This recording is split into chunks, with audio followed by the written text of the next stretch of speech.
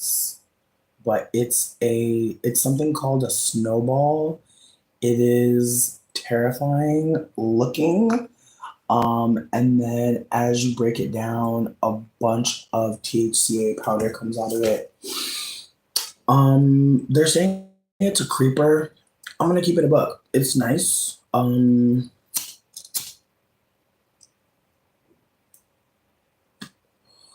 But I feel like because the strain White Runs is so about body and pain, I don't think it's gonna like maybe that's what will creep up is like the pain management. But I'm not really in any pain.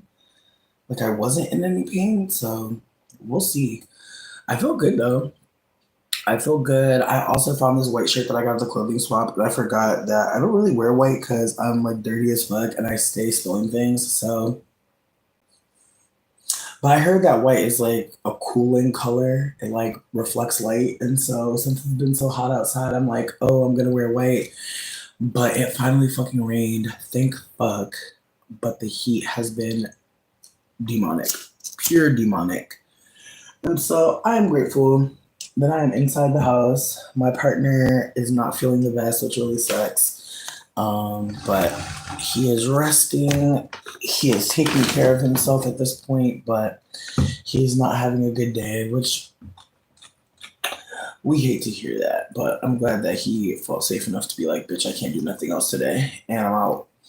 Also, I know my hair looks bomb, but bitch, between me and you, I didn't really do shit to it yesterday, and then I got rained on. So I'm about to just twist it up and go. With that being said, I hope everyone's having a cute fucking day. I know last night we were trying to watch something, but I feel like by the time we got into the Discord and tried to figure out what we was gonna watch, I feel like everyone had a different idea. Like somebody said a childhood movie. Somebody has said, 90s rom, not, yeah, maybe I guess a little rom commy, a little, again, I feel like we all have very different energies on what we wanted to watch. So I was like, you know what? Let's make a list of things that we could watch, like that things that we are open to watching. And then from there, we'll figure it out. What up, Mish? I hope you're doing well. But yeah, no, I feel like for the most part, it was just me trying to figure it out. And then I was like, you know what? I was like, it feels like no one feels very strongly about anything at the same time. And so I figured I was just gonna call it. I also want to be super transparent that I did take zero point 0.9 of some DC Max. I've never taken this strain before, so this is slightly a shroom realm, but you know what I mean? That's where I'm at. I'm like, yeah, bitch, I'm sucking every damn drop. Absolutely. It'd be extra in the corners. You gotta get it. Anyways, but yeah, no. I feel like we're gonna watch something soon. I'm excited about it. I also found out how to go live with someone. So if there's somebody who has a channel that they're starting, they want to come talk about it. I feel like that might be a fun thing to start doing. Is just having some people on as guests. I've reached out to some folks and to see if they'd be interested. I actually been inviting people to the Sunday dinner just because I feel like that might be a little bit more chill, but I am gonna think about it more. Alterel, how you doing? But yeah, like I said, last night didn't happen because I feel like everybody had a different idea on what they wanted to watch, which is fine. But it felt like we should probably have like a larger, you know what I mean? Like it's like, are we feeling in a funny mood? Are we feeling in a deep drama mood? You know what I mean? Like I just wanted to kind of get that going. I'm an old lady. I'm a very old lady. I sit on the porch and eat bread and watch people. Um, and this is why. Thank you. Thank you for the Jesus people. Thank you for coming through and saying this shit, because this is literally why I escaped Christianity. I'm not gonna go too deep into it, but this is literally why I left. Like imagine couching teachability and mentorship in masculinity. Very strange. Very strange, but it's okay. Anyways, I did want to talk about something today. Anybody asking me to do anything sexual or strange, you're going to be getting out of here, just so you know. So if you wanted to jack off, you could do that silently. Silently. If you love Jesus, you should not be here. Honestly, you really should not be here because I don't want to hear about it. I'm gonna be real with you. I really don't want to hear about it. I'm done hearing about Jesus for the rest of my life. I'm gonna be so fucking for real. And I feel like that's the thing. Like, we talk about religious harm. Like, people see religious harm when a bitch is covered from head to toe. People do not want to talk about the religious harm that the rest of us carry. And it's not okay, but I'm not gonna do this today. I'm not gonna do this today. I'm not gonna waste my weed or my mushroom on this. I'm not. I'm not. But yeah, no, but I caught a comment from a white lady. I hope that is zoomed out enough to where we can read it. Damn, bitch. Damn. Let me see. Oh, hey, hey, yo, I look cute as fucking the green screen. Wow. Anyways, but like I was saying though, this white immigrant person popped up and was basically saying that it's a privilege to be an American. And as someone who has mixed race ancestry, meaning that I have, not just ancestors who are from America, I also have ancestors who came to America. That bothered me deeply because there are so many people in America that cannot fucking leave, and their people built the shit. Meanwhile, white people from outside of America come here and really assume that everyone here is privileged in the same way, and they're not. We're not. And it's important to acknowledge that because there are so many new white people coming here, y'all. So many new people come to America every fucking year. This year, they stopping people. This year, they deporting people. This year is important because, again, there are so many people who just got here and they're not going to get deported. Nope. And this is what they're going to think. Now, what if she's a school teacher? How's she going to treat black students who know the truth? This is important to consider. The people that come here and don't know what's happening or what has happened, like she literally said, I'm not talking about history. How can you not? How can you come to America and not acknowledge how historical it is that you even got to come here, considering what's happened? It's very fascinating how white people from not America talk, but some of them really do think that they're going to be able to come here and just, it's kumbaya, and it's not. So it's important. It's important. All right. If you're writing something strange, you will be removed. If you're writing something strange, you will be removed. I just want you to know that before you write something strange, you could get removed. Just know that. Ooh, a ginger blonde. Ooh. Wait, what are you doing? What's the plan? What's that plan? Tell me more. No one is shaking their titties. I'm so sorry that you're gonna have to go on Pornhub and like look at a titty shaking video. Like, there's so many videos of people shaking titties. Isn't that so fascinating? Like, men really like that's the thing about being a sex worker. Like, men will pay for porn, but most men would rather have a woman or a non-man engage with them and make them feel special. Like, a lot of men are paying for like that one-on-one, and so people be seeing porn sites, and sure, there's men on there too, don't get me wrong, but a lot of men are on dating sites and they're talking to you like you're selling coochie, and it's so fucking fascinating because, again, it's the way that men will come into the comment section here and feel like, oh, I could just say anything, and they really can't, but it's the ways that like they're operating like this should be normal. And so it's important to shame them and just let them know, like, you're going to have to go to OnlyFans. You're going to have to go pay someone that's consenting to get you off and make you come. Or you can keep doing what you've been doing, which is watching silently and busting your nuts in peace. Don't you want to be peaceful? I do. Bitch, oh my God, we're about to be twins, bitch. It's feeling like pink, don't it? I'm so sick that I'm fucking ginger right now. It's the way I just knew I was gonna let this shit rest. But you know how you get scared when you're bleaching? That's what happened to me. I got so fucking scared. But anyways, getting back to what I was saying, I reached out to her and let her know that there's some links that may help because, again, it don't gotta be cussing everybody out. I'm not saying cussing people out is wrong. Definitely not saying that. But if you don't have it to cuss a bitch out, if you'd rather let someone else just educate, there are so much. Like, if there's ever something you see happening online, like, send me the link. I will send you video content that will align with what's happening. You don't have to do it, especially if you're not the marginalized person affected. I don't want to do too much because like I'm not an immigrant, but half my family is. Half my family came here because they wanted to. Half my family was here and has been here. So I have to be candid that like there are people that are here and they're from here. There are people that were stolen. There were people that are stolen that have stolen people, people that came here, people that have been here. Like there are layers to our identities. But when people choose to come to America and ignore who built America, who made it possible for them to even come here and immigrate, it's violent in a way that again I'm learning at this point. But 10 years ago, did I know that this was a fucked up thing to have said? Probably, but again, it's the ways that like she's really trying to tell me, a person from here, what it is here. Like that right there is so violent because it's like, why would I not know about where I live?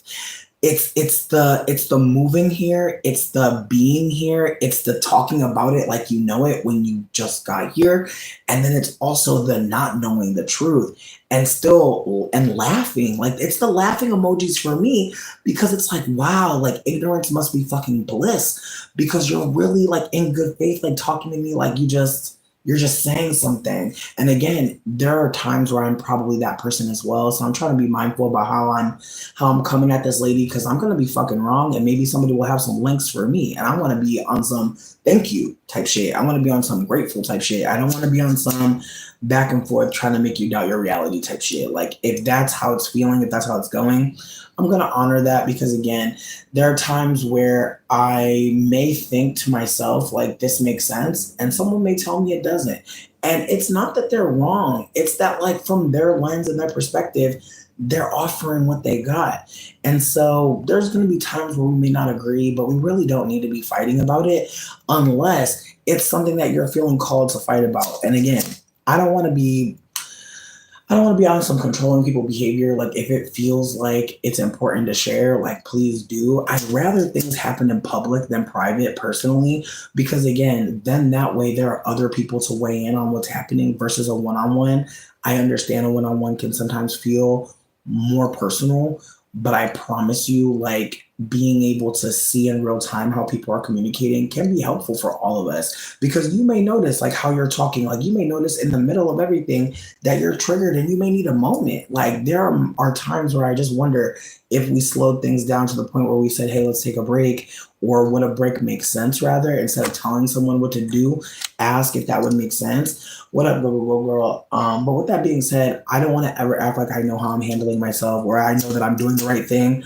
But with that conversation with Tanya, one thing that I do want to say, because I keep on watching that video, because again, it's like, I don't think that Tanya is like anything negative. I think it was more that like Tanya being triggered and that moment of me absolutely trying to like stand in solidarity with Black folks over being bullied by non-Black folks and Black folks. I can hold that like in that moment it was gonna be messy regardless. And I wish that like me and Tanya could have like figured it out. But I think unfortunately there are gonna be times where I put so much labor in trying to understand that by the time I get to 10, 20 minutes into the conflict, I'm like, okay, so again, I don't think that I handle myself the best, but I am trying to be mindful about what's being said and what people are reacting to and what's happening in the middle of the derailment. Because again, in the middle of saying leave Black people alone, this is happening.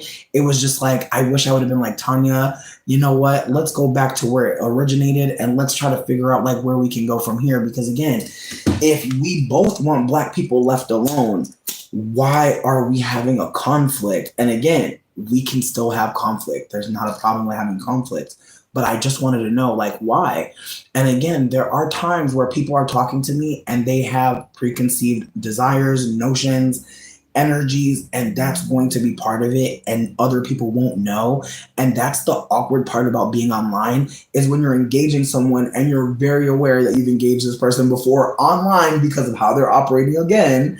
And other people don't know that. So you're talking to this person, trying to hold space for them, whole time knowing shit's about to go left. And that's what it kind of felt like for me, because it's like I already thought Tanya was someone else that was just recently removed.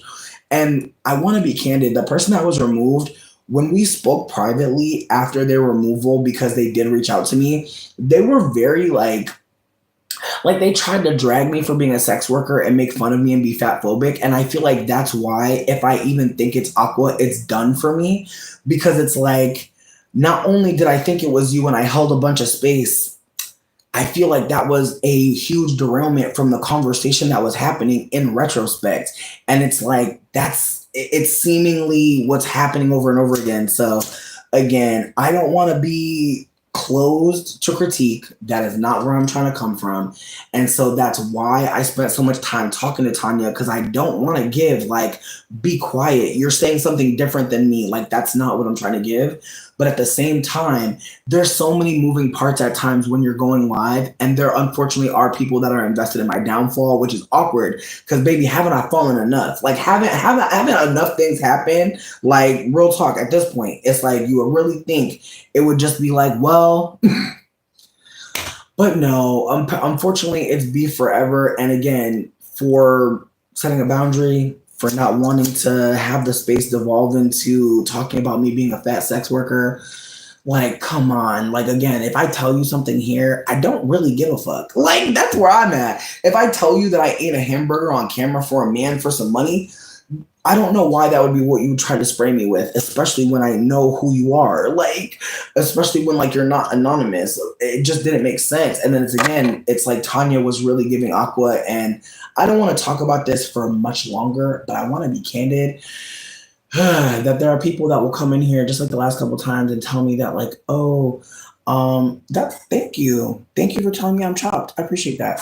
But yeah, no, there's people that are like telling me that like my lipstick alley thread is dry, and it's like, doesn't that say something then? Like, that there's nothing more to talk about and that y'all can move on. Like, again, it's just the ways that people keep on self-reporting like how they're feeling and trying to like make me feel away when it's like, I don't care. I don't care if y'all talk about me. Like, thank you, you know? I'm just gonna be thankful. Because again, people do a lot of stuff online and nobody says shit. And it's awkward because they do a lot of cool things. So while y'all are dragging me, you're also lifting up so many deep, dark-skinned black folk. Like, while y'all are trying to drag me, someone's gonna see something important. So that's why I'm not worried. That's why I laugh. Because again, if I was out here down bad, trust me, like, someone will tell me. Someone will tell me. If I'm fucked up, someone's gonna tell me. Like, so that's why I'm treading softly as fuck. Because again, if I fuck up, I want to hold a standard of thank you. I don't want to hold a standard of, oh, I'm gonna fight with you about your opinion, your critique. That's how you feel. I hear you. I honor that. But I'm not about to fight with nobody. If you don't like me, that is actually normal. It's normal to not like everybody. Not everyone's gonna be your cup of tea. And some people will be annoying as fuck to you, and that don't make you a bad person. It just means leave that person alone. If you're not getting a good taste, it means leave them alone. It don't mean antagonize them forever. However, with that being said, I want folks to consider, like, when you talk about people, when you engage people, you do give them your energy. And so right now I just gave y'all a bunch, and I let y'all know, like, it's not working.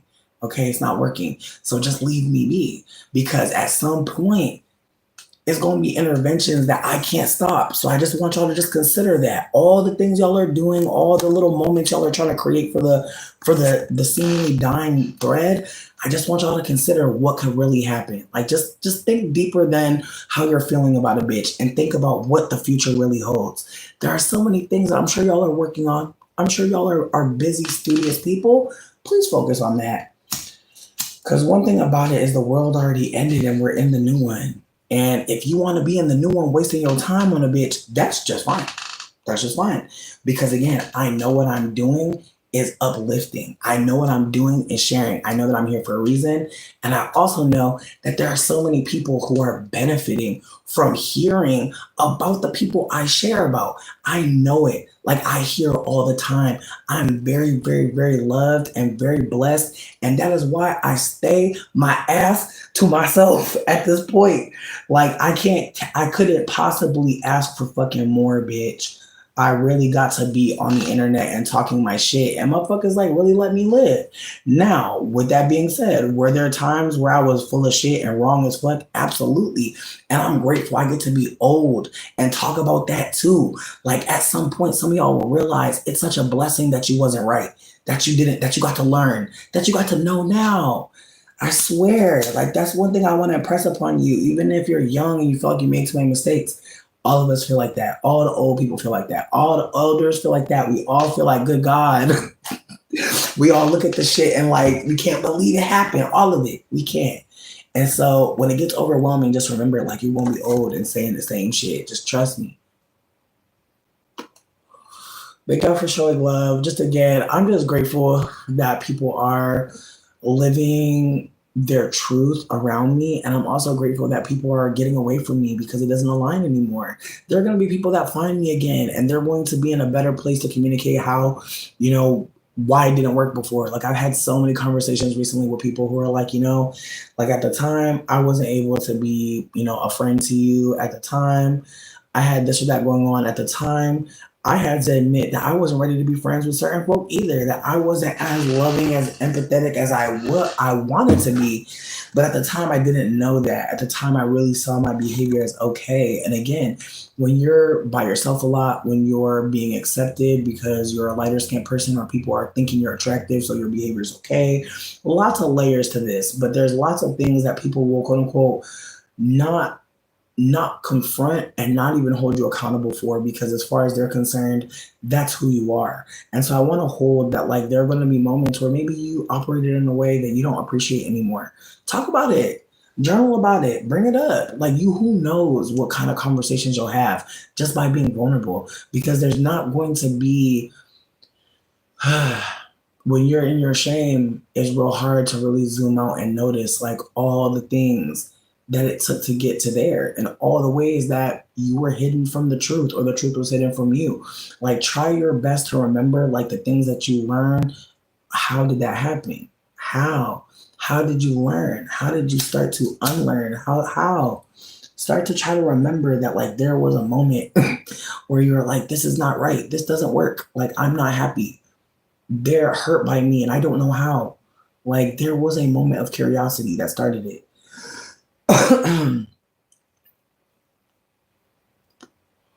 Here's my thing. I've tried to let people know straight up, like candidly, that I don't like. Again, I've said this 1,000 times. When I first found the Lipstick Alley thread, it said Marshmallow Appreciation Thread. At that time, I hadn't even been on Lipstick Alley that long. So, as far as I was concerned, I thought it was going to be like, like some appreciation, maybe some critiques. Like, I didn't know what I would find in there. At some point, I started trying to fight for myself in the thread. I regret doing that, but I got banned off the motherfucking out the thread. And so once that happened, I really just made a decision that I'm never gonna go back there again, because clearly people are allowed to talk shit about you, not like you, not appreciate you, tell other people about things you did. Like, those are things that I engage in as well. So I want to be candid that like I don't think anybody's wrong for having a space to talk about me. But what I do think is like it's the ways that some of them have tried to like become my friend to get information. It's the way that some of them have brought me information, even to the live. And it's like, you guys, like, please, like, it's getting real creepy. And like, I'm not on the Trisha Paytas level where I can get something shut down, where I can sue people. Like, that's not even my energy. But it's like, y'all, like, damn, like, again, when people don't have shame, like, they'll do anything. So that's where I'm at. I realize there's a lack of shame there. I realize being anonymous, and I realize there's power in that. So, again, I'm just trying to remember like what's happening. Like, I have the power to like turn the camera off, and they have the power to not make that new account and not come here and harass me and troll me. It's a lot of things we have power over, but I think for the most part, I'm just trying to be candid that if you are in my life and you try to report to me about people talking badly about me, that's not going to be something that's going to work for me. And I feel like for some people that have been in the chat, I'm sure that thread talks about some of y'all at this point. Like I said, I'm a very boring ass person. I know that. I've gone through a lot of things. I know how to tell a good story. But outside of that, like, I'm a regular, degular bitch. put on my pants just like y'all, sitting down. And so I do think that sometimes people can get a little bit fanatical at times because I am so accessible, and it's not because I don't have good boundaries. I think for the most part, I really don't engage first, and I think that that's really like the work I have to do. Is like just because someone's coming to you and reaching out to you doesn't mean that you have to reach back. But sometimes I feel like, damn, like someone got through all these videos, like they've been here this long, like I'm over here trying to pour back in, and unfortunately, like I do think that because I'm autistic, I do be believing like most people are good. And like, unfortunately, I've had to find that good and bad is not real. Like, people are going to act within their best interest more often than not. And your best interest may not be good for me, and my best interest may not be good for you. But are we bad people because we have things in mind? We have other ways we're seeing our connection? I don't necessarily think so. But at the same time, I do think that like getting close to someone and having real deep conversations and then hearing that they're on like a hate thread, like that was a jarring moment. And so again, as I said, like I just feel like, look, I talk about the Lipstick Alley thread because it's hilarious to me at this point that I ever even went up on there and that anyone even watches me that closely. Again, the last time I even found the thread, I was trying to like I was trying to Lipstick Alley search Jasmine's Garden. And then I saw like someone in my thread talking about her, which is so fucking meta. Like it felt insane. It's like, whoa, it's like, and that's why I said last time, I'm like, it's clear that we're like all friends. Like, it's clear that we're all friends. It's clear that we're all looking at the same shit, talking about the same people, watching the same things. Like, it's just funny because it's like, again, I think not liking me feels good, clearly. Talking about me with other people probably feels really great. And again, I feel like it's not even so much as like I'm the most boring person, but it's like I don't feel like I have to perform as much. Like I used to come here and like be feeling like I'm on stage, like I gotta make it fun. And now I'm just like, it's okay if it's not fun all the time. Because I had to realize like some people really do think that I'm a character. Like some people really don't see me as a full person. And that's a wild thing to consider. Like, even someone coming in here being like, the day and era is boring. Like, that's my husband. Like, that's my fucking husband. Like, what are you talking about? Like, he's not a character. Fucking weirdos. Like that's the shit. Like, that blows me. Is like, it's clear, like, in retrospect, like, and I'm not trying to be shady when I say this, but some people are really stunted in like early 2000s and like talking about people in this way that's like so like removed from like their personhood, and it's awkward because again, you can tell like Hollywood ain't doing its job, bitch, because regular motherfuckers is more interesting. I'm telling you, bitch, these shows, they are not making these shows like they used to, bitch. I remember when Power came out, bitch, I was glued to that shit. And now it's the way like someone would just be talking about some random ass, regular ass bitch. And we be all poured into it. It's funny as fuck to me, but at the same time, it does make me think about how local and regular a lot of us fucking are. And again, I think that's the thing. That's a double-edged sword with like people like enjoying you in any way. Like if anyone appreciates you in a visible way, I think there will also be people that are like, and again, I think that's normal. It's like, damn, like fuck. Like the way I talk about Pepsi, the way I talk about KFC, like I'm sure people have strong opinions about me, and I'm not a real person to them. I'm literally on the screen, so I'm trying to hold that too. Right. Right. Like I feel like I'm the person that was in school that would like just be telling you like a silly ass story at the lunch table because like bitch, this meal is not that great. Like we're not eating the best food. It smells weird in here. Like we have 30 minutes to eat this and digest it. Not possible. Like it's the ways that like they're expect like it's just funny in retrospect like what they expect kids to be calm through. Wild. Sidebar, can we talk shit a little bit about Beyonce? Because Yo, like the way people are. Before I begin, if anyone here is Hive and or Stan Army and or a hitter, please don't hurt me. If anybody is mad already that I said Beyonce, please stop. Please stop already.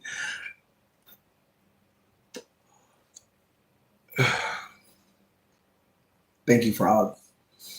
I mean the rise of the. I mean, but here's the thing: empathy has to be built. Like you have to. It has to be built inside you like a fire. Like there are so many people with wet wood, bitch. Like with no flint, no motherfucking stone, no guidance, and it's unfortunate. But it's like as someone that is attempting to gain empathy, attempting to build it, like it's a slow process and it's frustrating because again, some of us are supposed to die. Like we're supposed to die in many ways. Some of us are never supposed to truly live. Some of us are supposed to be born, work, and die. Like literally. So many of us are supposed to just be a part of this shit. And the internet has really allowed us to look into the lives of other people. Some of us think we want to be these people. And then at some point, they do something and we're like, oh, fuck that person. And it's like, yeah, true. But like also, like at some point you thought like that visual, that everything was something you wanted to. Again, it's the ways I feel like we're all doing a bunch of moves so we don't die.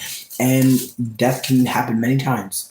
That's one thing I've learned in this life is you can die a lot of times and maybe this ain't your last death, you know? That's one thing, one way to think about it is like whenever you feel like you're dying, this probably ain't the last one, you know? And honestly, the way that that seizure hit me, the way that I woke up in that hospital, like, bitch, the way I woke up on the gurney and I seen all them white people and I was like, oh no. I was like, it happened. I was like, I snapped. I yelled at somebody white, like, too bad. I literally couldn't remember what I had done, but I was like, yeah, I'm going to jail.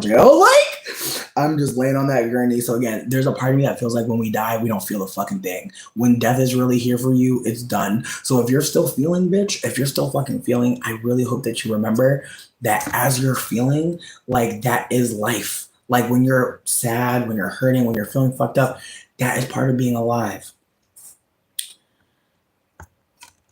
Okay. Um, no, we didn't do the movie. We literally didn't do the movie because like nobody knew what they wanted to watch for I'm crying. I'm crying. No, I said Beyonce and then boop. I'm gonna still bring up Beyonce. So yeah, no, so people are constantly, not constantly. The mushrooms are hitting me and I feel it. So I want to be candid that like this is now a mushroom room. It didn't start off that, but now it is that. Like I really do feel it had it happening to me. I feel like what tells me that it's hitting is like I just burped and I'm like, whoa.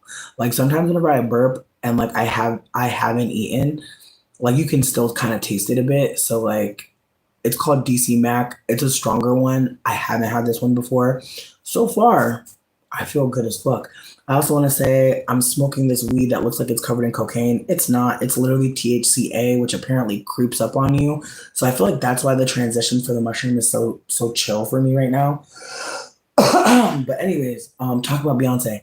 One thing that people keep talking about seemingly is that like they're surprised to see Blue, they're surprised to not see Beyonce doing as much this tour. And one thing that's really shocking to me is that like, you know, Blue is up there looking so like mature, like just everything that's like and again, it's the way that like it's the juxtaposition of like Rumi and Blue, like the ways that they both clearly have different agreements about being on stage, you know? And the ways that like Blue is clearly like on stage to be promoted. Like she is clearly there to work. And the way that Rumi is there as a kid, as a child, as she should be.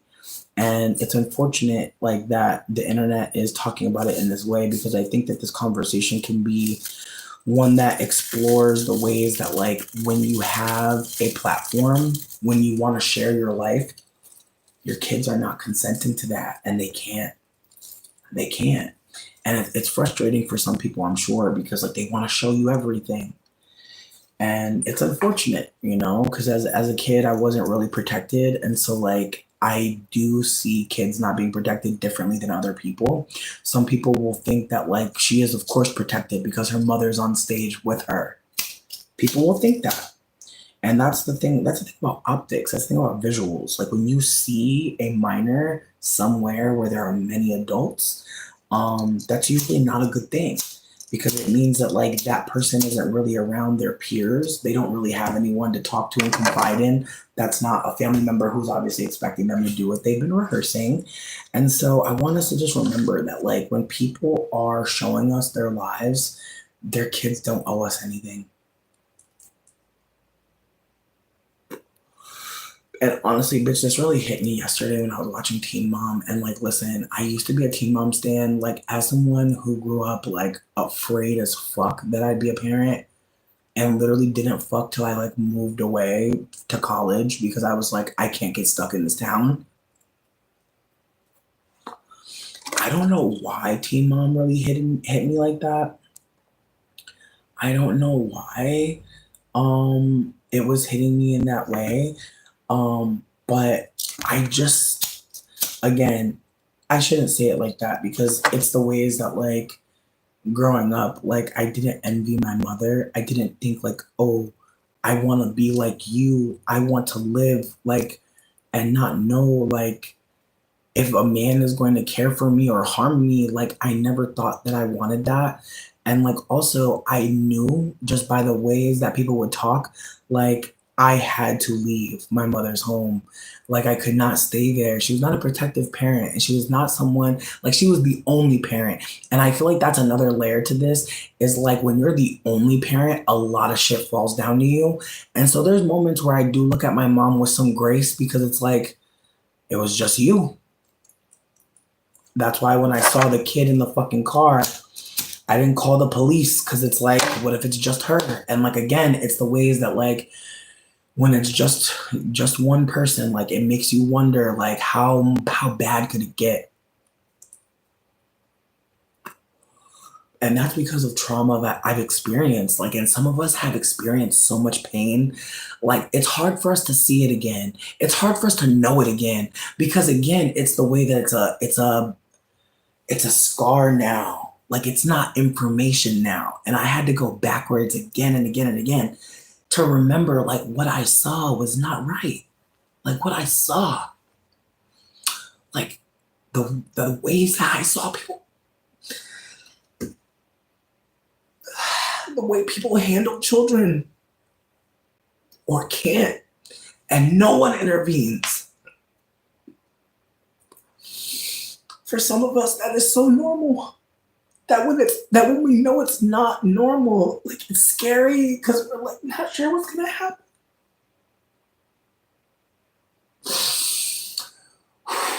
And I know some people are gonna be like, oh, is this about Beyonce? Like, bitch, hold on, I'm getting to it.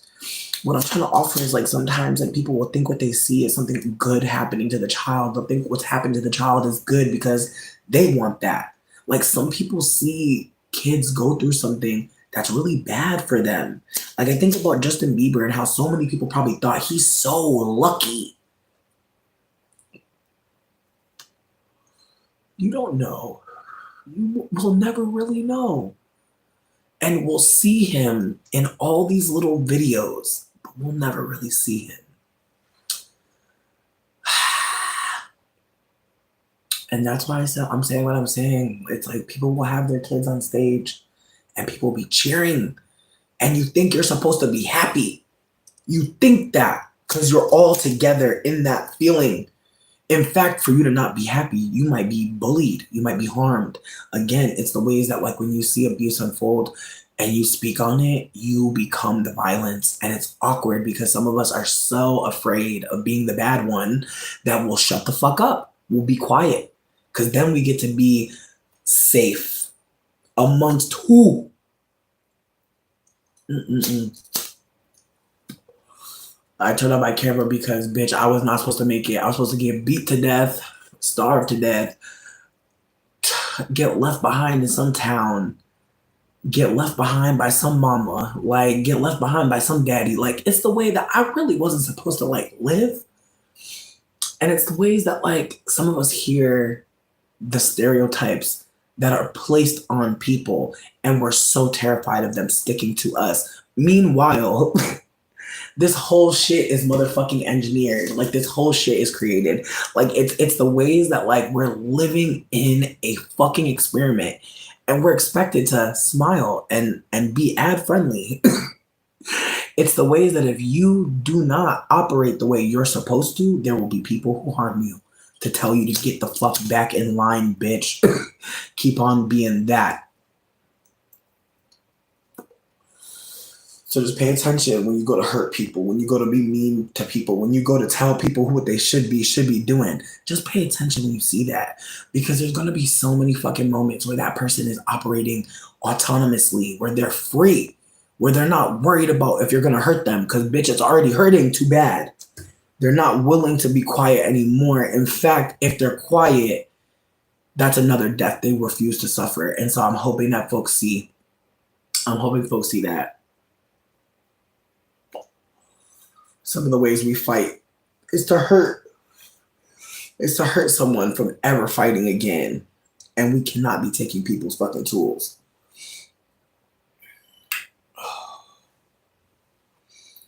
And see, that's the thing with listen, I'm gonna die regardless. Like for the people that are worried about me smoking, please don't worry. We're all gonna die. Nobody knows when. Don't do that. Don't be that person trying to tell people you know when they're gonna die. Because someone came up in here talking about something, you got 5 more years. And what if I do? What next? Like, again, a lot of us are suffering here. And so, as I said before, I'm real cool if this is my last year. I'm real cool. I'm going to be real with y'all. After everything, I'm cool. 2025, my 9 year, yeah. Add up the numbers. It's okay if this is my last one. I'm cool if I don't get to go through the portal. Some of y'all gonna make it through the portal. I hope the portal is lit. Personally, I'm cool though, bitch. I'm cool. I'm about to have my 1 year anniversary, bitch. Like one that I'm really excited for. But again, it's like that's as far in the future as I could think. That's as far as I refuse. That's as far as I allow myself to go. July 5th. After that, I don't give a fuck. I'm gonna keep it a buck with you. Listen, we're not all gonna be fighters. I'm going to fight in a way that makes sense to me. Findhelp.org. If you're invested in living, findhelp.org. Findhelp.org. Blackfarmersindex.com. But I really can't play with y'all. Like, there's a lot of suffering happening, and there are some of us that will refuse to hide it. I'm not going to hide from y'all. I'm not going to hide that from y'all because I see people every day operating like everything's fine, operating like they don't need to talk. I refuse. I'm going to talk somewhere.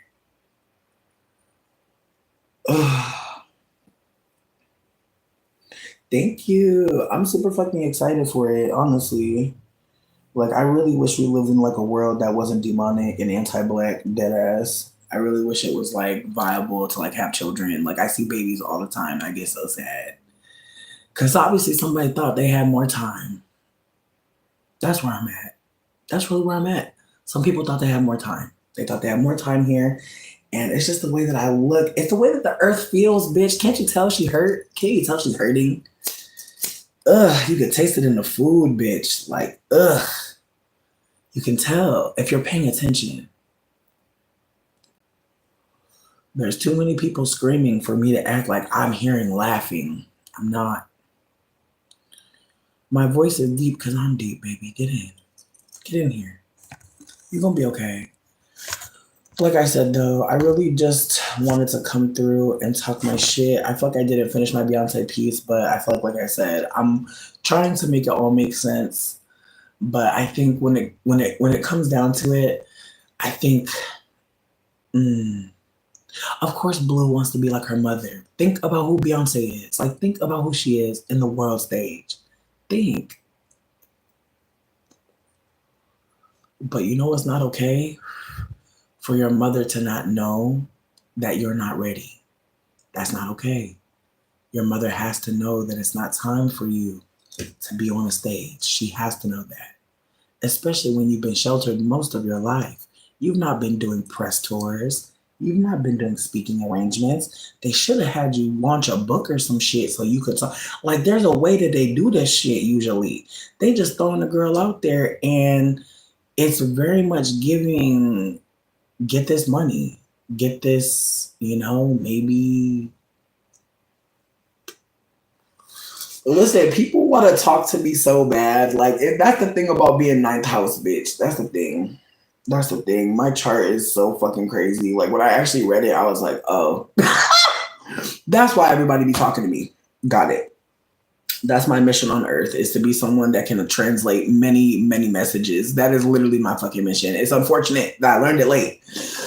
I might have protected my voice better. But with that being said, like, I'm someone that people feel safe to talk to. And I'm not always sure if it's because of this privilege or that, but I'm very privileged to be in a space where I can say, a lot of people have told me shit that I probably shouldn't have been able to hear, or I shouldn't have been able to know, or I didn't. I don't know. Maybe I shouldn't say it like that. But there are things that I learned that not everybody tells you. I learned some things before I was supposed to. And so I was able to do different shit. But adults really had no filter with me. It's strange, but like, when you're not anyone's child, people treat you so differently, and it's why there should be laws for children. I know a lot of them are overturning, but there should be like rights for children, because again, it's the way that we're so unprotected, but let you not have a mama or a daddy.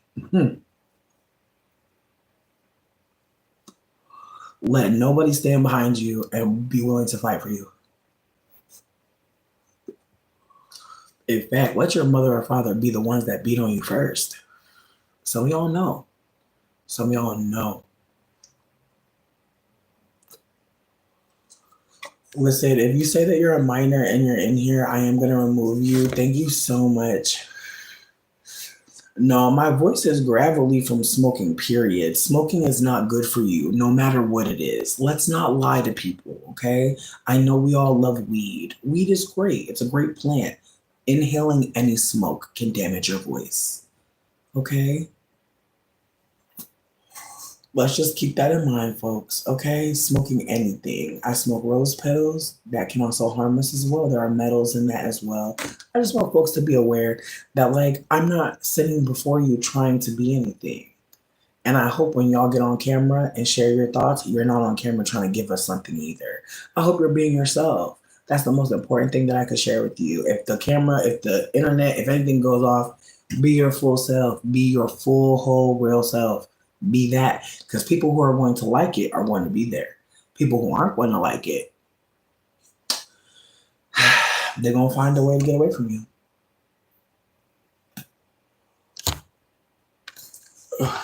My favorite music artist probably would be Baby Mother, BBYMUTHA. I feel like if you want to, like, I feel like the first song you should listen to is Rules. That was the first song I heard by her, and I was with like a bunch of other like queer femmes, and like, man, that music just feels like gospel to me now, because it's the way that, like, I don't know. I feel like at this point in 30s, I feel like 20s is a way for you to like reclaim your childhood a little bit. And I think some of us unfortunately miss it because we're trying to be an adult in the 20s. But as someone in 30s, like, your inner child is going to need to come out. They're going to need to come out and play. And when you're in your 20s, you be too busy trying to be an administrative assistant. You be too busy trying to tell people and show people you're not a kid no more. And I just hope more 20s just stay figuring out what they want to be, who they want to be. Like, 20s is not. Like, again, we're still operating on some plantation shit.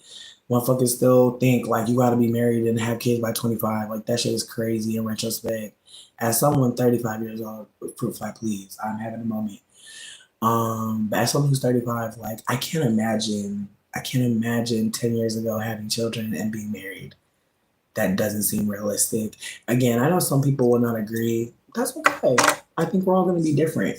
But I think it's better to tell people in their 20s, like, to keep fucking around and finding out. Keep having a good time. I'm gonna get some more rose petals, bitch, because the last couple ones have been a little. Ooh, ooh. I don't know who that is, Logan. Tell me more. I will not be shaking my titties for anybody. If you're here for me to shake my titties, you are sorely mistaken. This is not the titty show. There is no titty show. I'm so sorry to tell you the titty show is canceled. Yo, this mushroom got me walking hella silly. Like, I love this one. Oh, I was checking my baby too. Hey, how are you doing?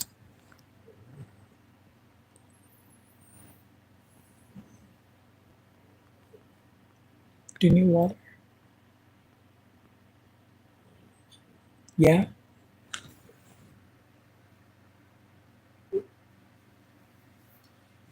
I think you finished the other one. I got you.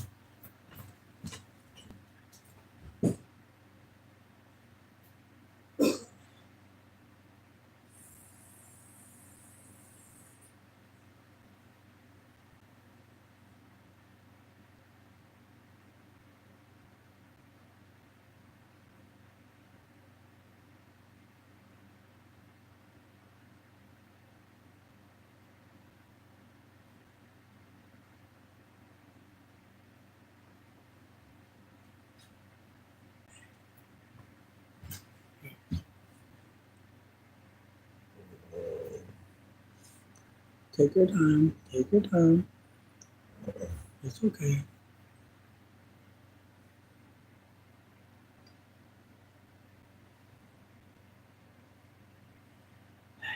Do you want me to put it on the floor?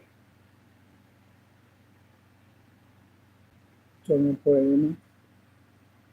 No. I'm gonna put the water on the floor then, okay? There's water next to you. I love you.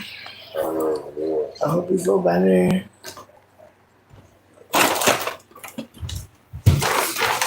He okay, you guys. He gonna make it. He got a migraine and he had to lay down and take the day off from work. He gonna be okay. Listen, I appreciate that. But yeah, no, this mushroom trip is hitting like that 0.9 is really hitting me now. Whew. Well, I think I need water myself. But yeah, I think for the most part, this is one of those trips where, oh, this mushroom is very peaceful. This mushroom is very much trying to eat all of my fucking anger. Like for real, because I can't even. I don't even got it.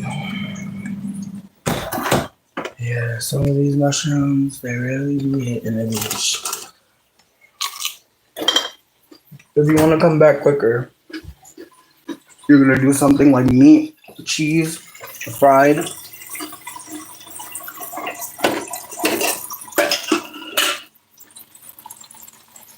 But yeah, no, it's definitely heavy. It's not like I want to come back, but it's feeling up a little bit warm in my belly. Oh my god, please stop. I'm telling you, I went crazy with the bleach last night, but I feel like the flies still think that this is their house, which is frustrating. But it's okay. I feel like slowly but surely, I will be killing these hoes. It'll work out. But yeah, I hate the ways that the bug community chooses to operate. They really don't play. Things are getting crazy. You know,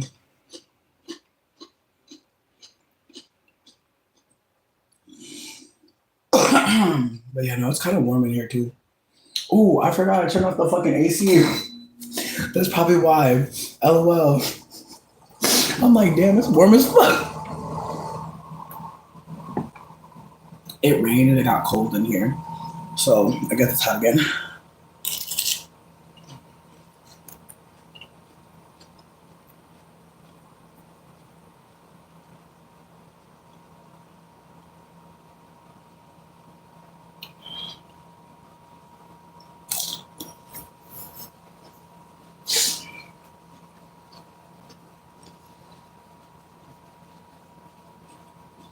Listen, this cucumber is so fucking good. That's why I'm eating it so crazy. It's like, whoa, it's bursting with flavor. But you know, this mushroom is serious. It's not a game. I feel like if I would have just like let it do its thing, I'd probably be wobbling or something. But yeah, there's no visuals with this one. It's very internal.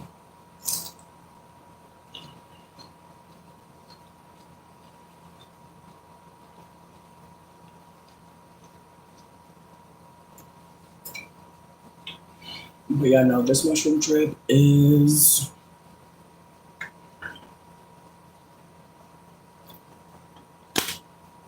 it's dancing. It's got movement in it. It definitely wants to do some stuff. I'm gonna give it drugs.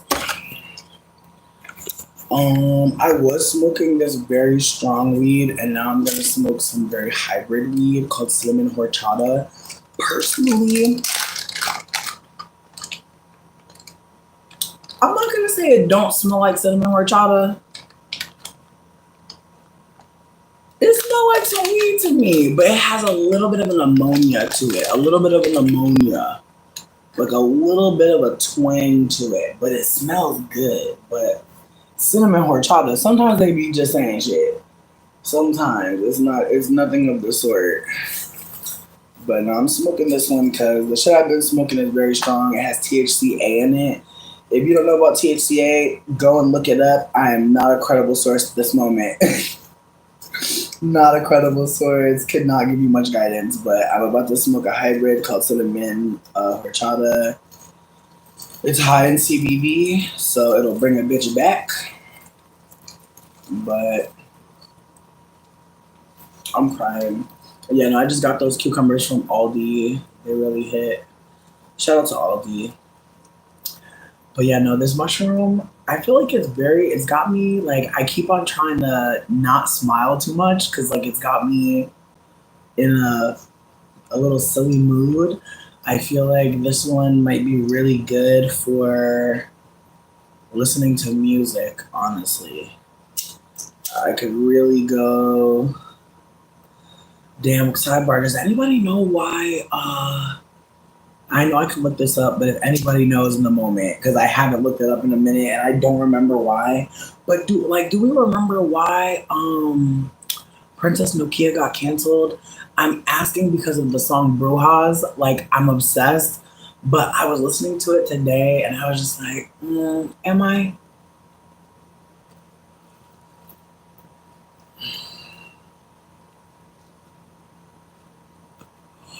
I'm not sure whether folks feel the same, but it does feel like there was a moment, again, I don't know what happened with her, but the song Brujas, like, I just love that song so much. Okay, it was an Ariana beef. Okay. Low key, I seen Ariana talking about impeachment. I'm like, okay, Ari. But I want y'all to just hold, and I know this might hurt some people's feelings, but it wasn't about Donald or Kamala. Okay? I want y'all to consider that both of them were not the right answer. And focusing on them when we have work to do is what's happening. It's an energy pull. I want y'all to consider how much energy is being pulled to fighting Donald Trump and Kamala, and there will be people that fight them. There will be people that fight for them. We need to talk though. And I'm really hoping that more people consider talking to people that they've known online, that they kept in touch with through school. Just start getting closer to these folk because, again, there are going to be conversations that must happen within community. We have to have them together. There are so many conversations that the internet keeps having, and we have to take them and listen. And also amplify the voices of people that are not being heard in the conversation despite being impacted. Again, I want folks to also hold that, like, focusing on Jesus, Christianity, going to heaven, Those are things to keep you occupied as well. It's another energy vampire. I know. I know. It hurts. It hurts. It hurts. Like Santa Claus hurts, right? Can't believe it. You really thought he was bringing you gifts. You really thought there was going to be a heaven. Let's let it break like that. Remember when you realized it was your mama? Remember when you realized it was your granny? Remember when you realized there was no Santa Claus? Remember? You remember that. Realizing how big of a lie it was. Remember? It's the same thing for whiteness. It's the same thing for Christianity. A lot of these systems need you to invest in a belief system. But when it breaks, what next? I hope y'all can hold like that same, oh my God, they've been lying to me. That's going to keep happening to you. Santa Claus was the first break. And some of y'all was really hurt. Some of us, though, we were like, wait, so all of y'all could lie? Some of us realized lies can span so many countries, so many adult people. Again, Santa Claus is not real, right? Think about what else we all should be believing in for whose benefit.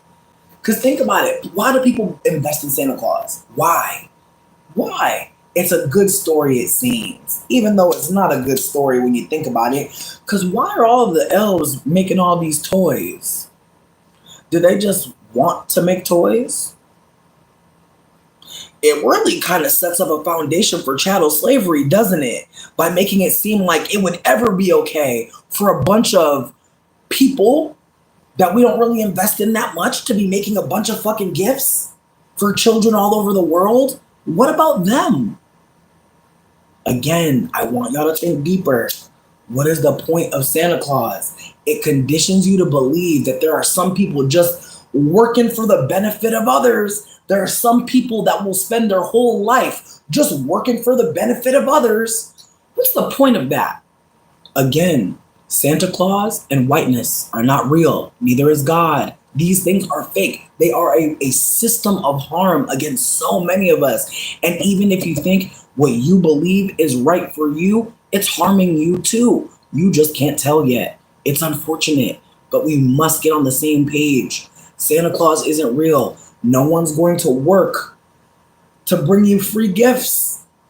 Some white people thought that that's what chattel slavery was. They thought deep dark skinned people needed to work for their gifts. That's the setting up foundation, you guys. I want y'all to think about it. Santa is God for babies. Thank you, Remy. Thank you. Thank you. All of y'all are in here. All of y'all are also professors. Please give me your dissertations.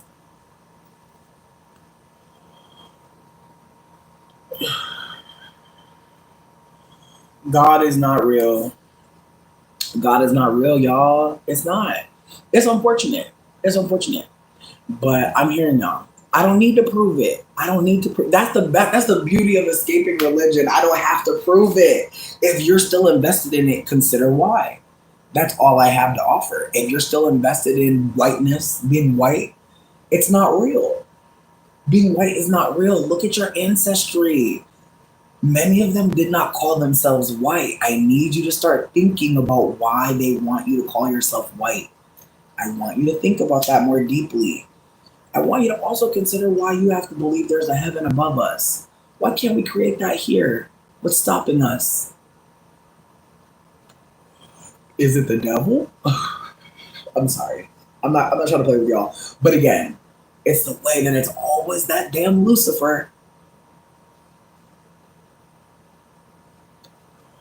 Listen, the mushroom literally can't. When I'm on mushrooms, the mushroom is like, this is important. Like, it's an important thing to say. Because again, like, consider how many people think like God is real. So, and some people come in here and like quote scripture, and it's like, a regular person, a regular man wrote that, right? He wasn't hearing God, right? They invented those, a man created those books so that other men could read them to people, right? And have power, right? You see that, right? You see the collective power in religion, right? It's no mushrooms. Mushrooms remind us that the future is indigenous. That if there is a God, it is probably the earth we're on. Mushrooms literally remind us that we're nature. That me and you are roaches. That me and you are rivers. That me and you are part of this. That we're not above it. The idea that you're above it. The indigenous did not define God in the ways the colonizer does. They would never. They would never. It would be weird. No, it's again when you say something is stupid, when you say something is dumb, that is you actually employing ableism. Like you're trying to make it seem like something's wrong with my mind. Nothing's wrong with my mind. I'm thinking differently than you. I'm accepting you thinking differently than me. I'm not calling you names. Once you start doing that, that's when it gets violent. Why do I need to be stupid? Why do you need to be smart? What's in it for you? If you're smart, what are you gonna do with that? Listen, if y'all think God is real, I am hoping that y'all pay attention to who also believes that with you and how they operate. That's all I've got. If you are still in that mindset that there is a God and that there are people on earth who talk to him, be very careful. Don't give them any credit card information. I love you so much. Pay attention to what they take from you. Pay attention to what they ask for from you. That's all I've got. If you want to still believe in God, just pay attention to what they want from you. God did not give us free choice. We are literally the same as bugs. You and me, we are roaches and butterflies. We are the river and the rain. We're not above it. The fact that we have language, literally to a bird, we're doing the same shit. Caw, caw, caw. Like we're doing the same shit as them. But they know to get the fuck away from us. They know that like we might decide to cook their ass up. Again, it's the ways that like other species are not like it's the ways that like the way we operate is so out of step with nature that we have the nerve to act like any other thing in nature is doing something off. It's like we're off. We're impacting the entire world. Yes, there's going to be bugs that are like, fuck it, we're going to just start squadding up. Based on how much you're impacting us, we're going to have to fuck extra hard in springtime. Like, again, it's the ways that like everything's going to adapt. Everything's going to adapt around us, and we can't be stuck in this system of colonizing. It's not working for us. How many times they got to tell us that the climate is upset? It's very fascinating. It's like we do so much as a collective, but when we really need to listen to each other and hear stories from people that are, again, in the global south, the people that don't have homes, the people that are the people that know the earth is their home. Like we're removed in a way that actually makes us refuse indigeneity. Because if any of us had to be outside for a night, what are we calling it? Homelessness. Think about that. Think about how language allows us to live in delusion. If you have no house, are you really homeless? No. But the way we speak about people who don't have their cages, and you better get you a cage or else what? They're going to put you in one. It's so fucked.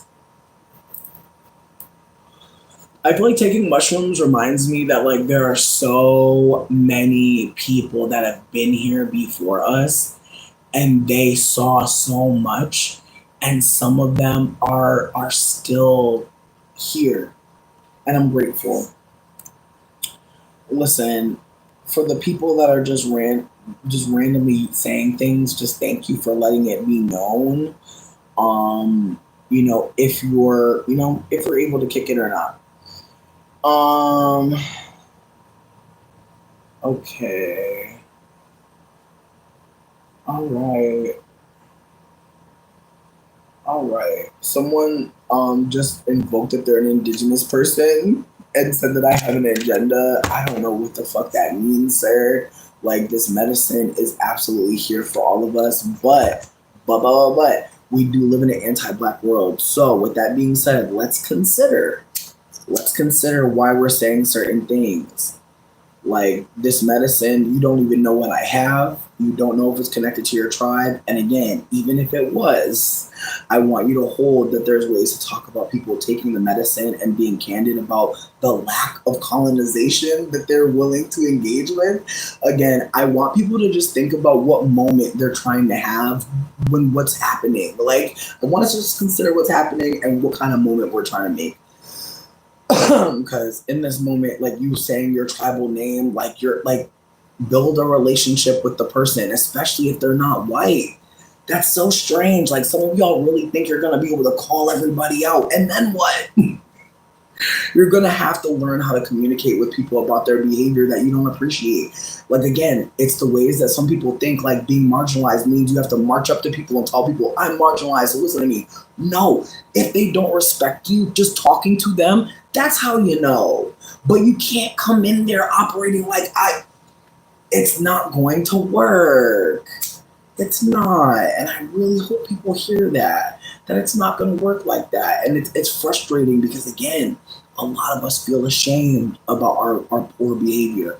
If we operate knowing that most people are holding shame, let's work with that. If people are already feeling ashamed, let's talk to them in a way that informs them that shame is a part of this. That shame can be that working with our shame can be a part of healing. Like if you feel ashamed about something, that means that you probably don't want to do that shit again. But you should probably figure out why you feel like that. You should probably figure out who else is talking about this. Find mentors, find communication, find people that are willing to be in community with you. You don't have to do this alone. In fact, I would urge everyone who wants to decolonize to never attempt to do it alone. Find people that are willing to talk to you with empathy, love, and respect.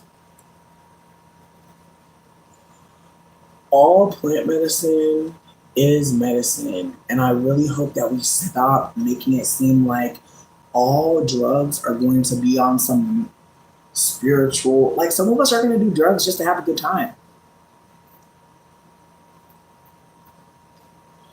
Some of us are literally doing drugs because like they make us feel more comfortable in our bodies, in our environment.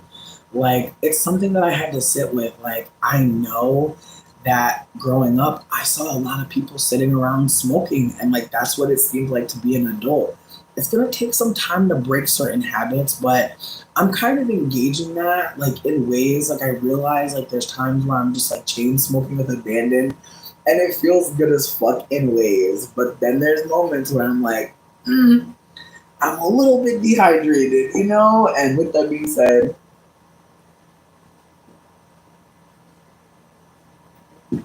I think that's the thing for me is like if you have like already if you're already neurodivergent, I think smoking can be a hard thing to hold as a habit just because remembering to drink as much water as you need, and then also one thing to consider when you're a fatter person, you need more water.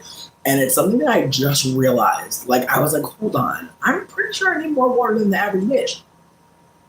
And I actually do. It said I needed at least 2 gallons a day to be Gucci, which had me like, bitch. That's why you see me with a water bottle like all the time because I'm just like I cannot. I'm not trying to be cool. I don't want anyone to be like me. I want to just be like me and be left the fuck alone. If you don't feel like that, that's okay. You can leave. You're free to go. Listen, I'm not trying to justify anything. I am an addict. I'm not gonna like fight with y'all on that. Like I am addicted to smoking. I am. Now what? Again, this is what it looks like when we've confronted our shame. Of course I feel bad sometimes about smoking so much. Sure do. What does that have to do with you? Again, some people just want us to be punished. When some people communicate with us, they're in so much pain, they're so used to being hurt, they may just lash out at you. It doesn't mean they're a bad person. In fact, they might be cool as fuck, but their way of communicating is giving, why do I have to be like you? Why do I have to listen to you? Just consider like why people are making it seem like they know everything. I know smoking's bad, and I'm still gonna do it. Again, it's so funny how we go from talking about free will and like Christianity, and then people are like, why is she smoking? And it's like, I have free will too. But again, like notice how free will when you like love God is like what they're talking about. Like they're talking about like the free will to love Jesus. They're not talking about the free will to like, again, do sin. And again, we're moving in a more evangelical time. So that's also why I think the mushroom is like, yeah, let's not waste our time here. The mushroom is like, just so you know, God not real. Because again, if now, maybe you'll be nice to yourself. Maybe now you'll realize that some of the mean things in your head weren't God. It was you being mean to yourself. Again, when people disconnect from Christianity, they start to realize that some of the things that they thought, about themselves wasn't them.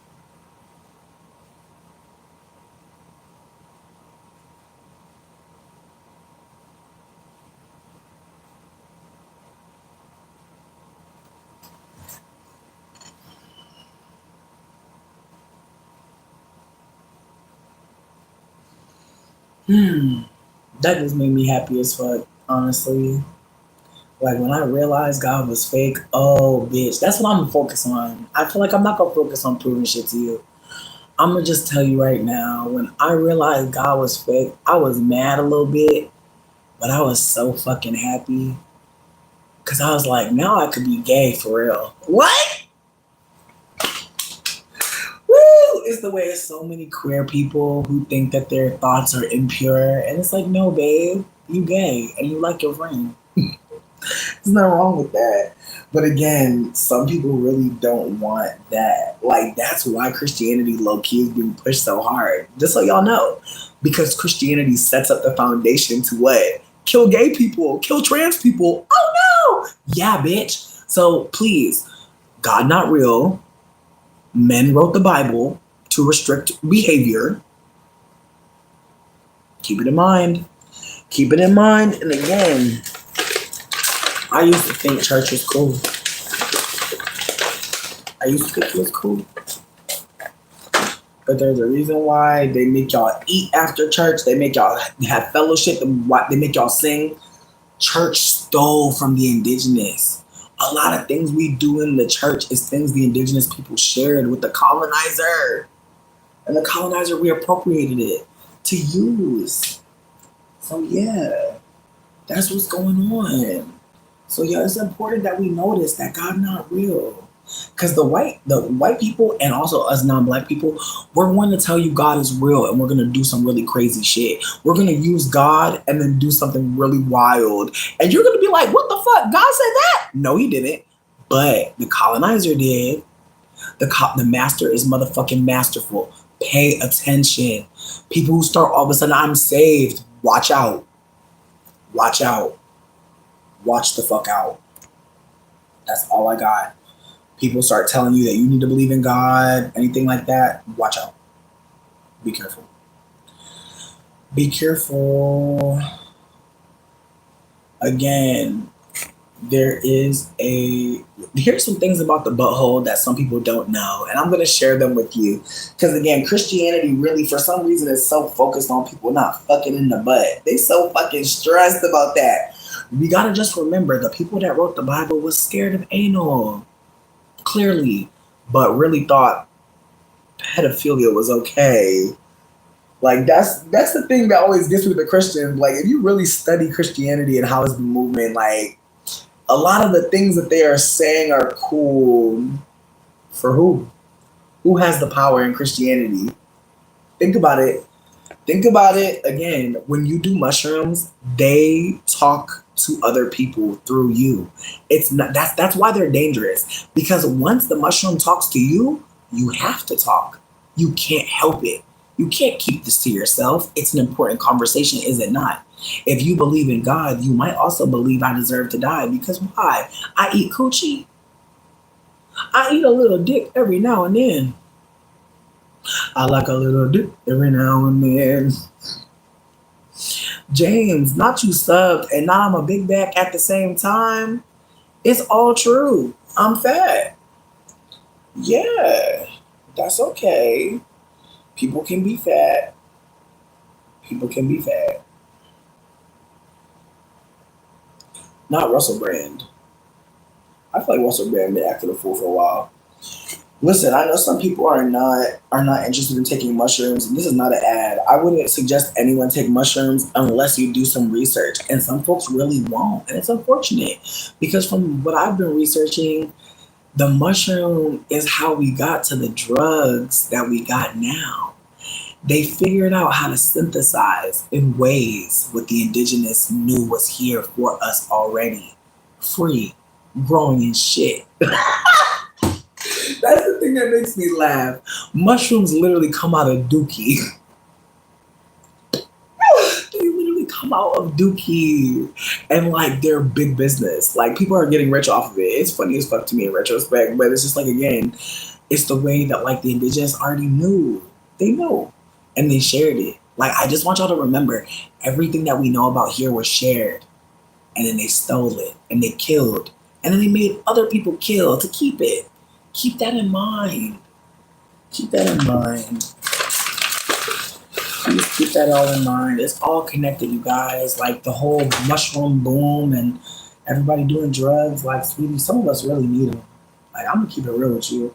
If I don't smoke while I do these mushrooms, I mean, I'll probably be okay. But I want to keep talking to you. If I'm being candid, if I don't keep smoking, I don't know what I'm gonna do. I don't know what I'm gonna do with my hands. I feel like that's another thing too. I feel like I gotta take my fucking brushes out and shit and start getting more artistic because ooh, you ever just investigate your behavior and be like, damn bitch, you still in survival mode? You still in survival mode? You still in survival mode? And yeah, I am. It's like it don't matter. Like I have to really hold like it don't matter that I have housing and I'm safe. Like somebody tried to make fun of me the other day and be like, "Oh, like can you not decorate a Section 8 apartment?" And it's like, "Damn, dude, like I wish I got Section 8. I wish, but I'm not decorating because I still don't. I don't really like this place to be honest. But also, I still never felt like safe to. Like that's the thing about being homeless a lot. Like I'm like fuck crying. I'm homeless. I was homeless. Let me stop. But I'm like, I'm trying to, but I don't really have to do that. Like, I can cry about being houseless. Like, that shit is fucking distressing. But again, it's the ways that, like, you want to be like, I'm tough. And it's like, why? Don't be that. Don't perform.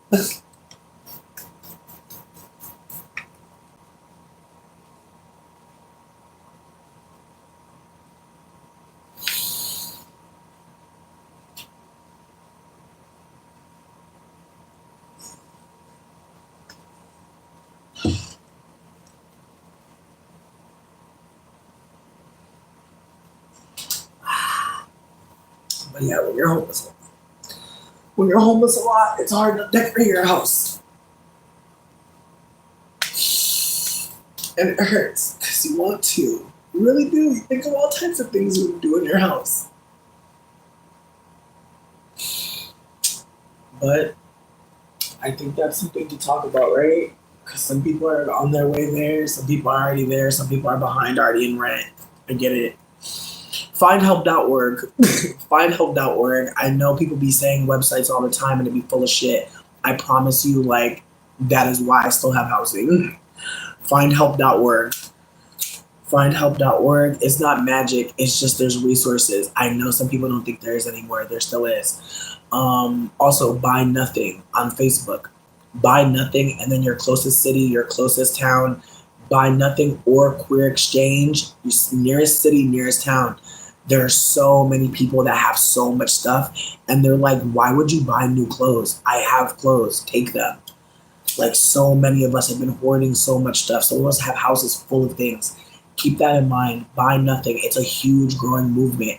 A lot of us are not going to be able to go on the front lines. We're not going to be able to fight in a particular way. Some of us are going to have to make sure people have clothes. Some of us are going to make sure people have food. Some people are going to focus on the housing. Some people are going to run up and clock somebody with a brick. Bitch, I hope it's you, bitch. But if it's not you, that's okay. That's okay. Know yourself. Some people not running up with the brick. That's okay. But maybe in the meantime, you could get a dinner. In the meantime, maybe you can have dinner with other people. Queer Exchange is basically a way for queer people to share with each other. There are going to be trans people who might need some testosterone. There might be queer people who might want to give away some binders. Again, there are going to be so many queer people who are sharing with us. And so, if you are a queer person, if you're scared to be a queer person, if you're still trying to figure out if you are a queer person, it's for you. The Queer Exchange is going to offer you events to go to. Keep that in mind. Being a marginalized person means you have to find people like yourself. And there may not be somebody like you yet. You may be a one of a kind. That's beautiful. Find the other queers though. Like, even if you're not sure, egg, that's what it's called. When you're not sure if you're gay or trans, when you really don't know, or worse, when you can't say it yet, but you know, but you can't say it yet.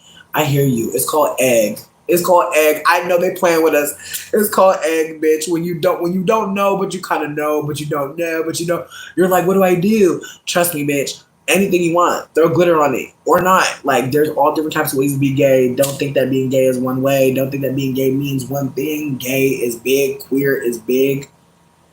There's a lot of people. No, no, no. Trans people didn't mess up anything. There are trans people who are lesbian and gay. Let's stop doing that. Let's stop doing that. Again, there's no need to fight with each other. If we're queer, we do need to think about how we're speaking on each other. And being lesbian and gay is different at times from the trans experience. But there are trans people who are lesbian. There are trans people who are gay. There are trans people who are queer. Some of us are realizing by using the term queer, we may be being more inclusive than other identities are wanting to be. I want to hold that there is something called true scum.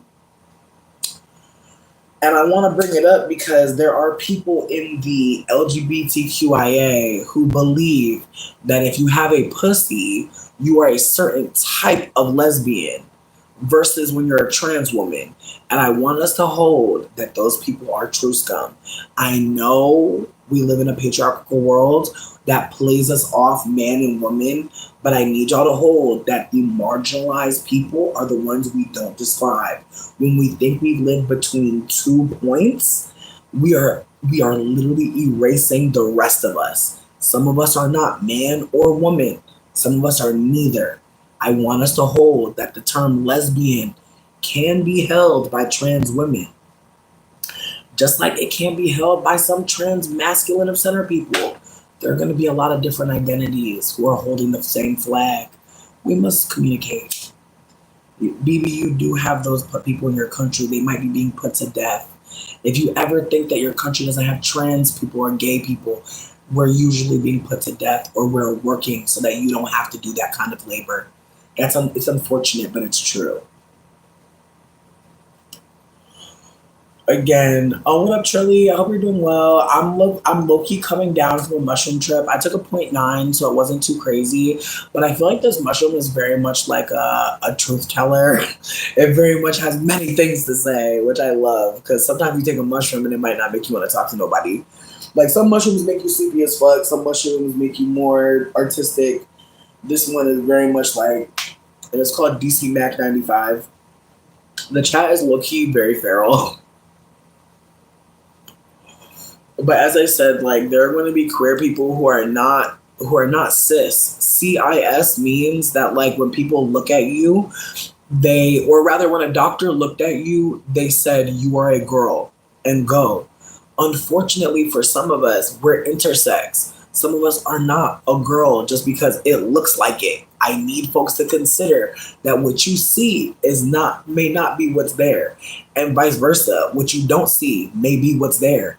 And so let's just hold that we don't know who anybody is. We must work to get to know each other. That we can't describe everyone yet, but we will work too. Okay? Listen, the chat been bugging out. I've been here for over an hour.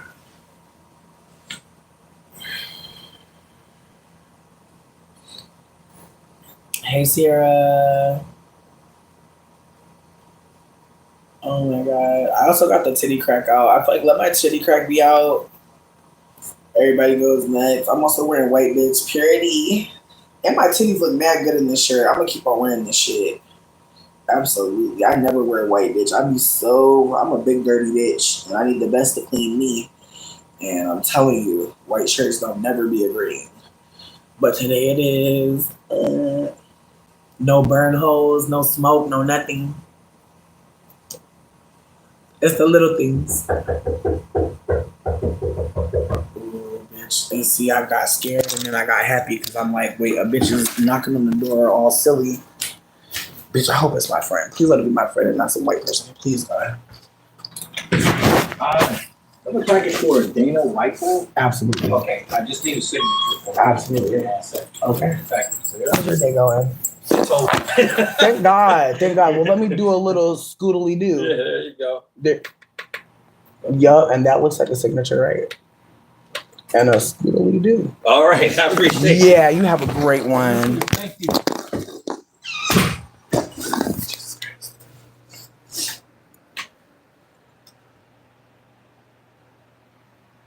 Girl, he said, I'm not even gonna say shit.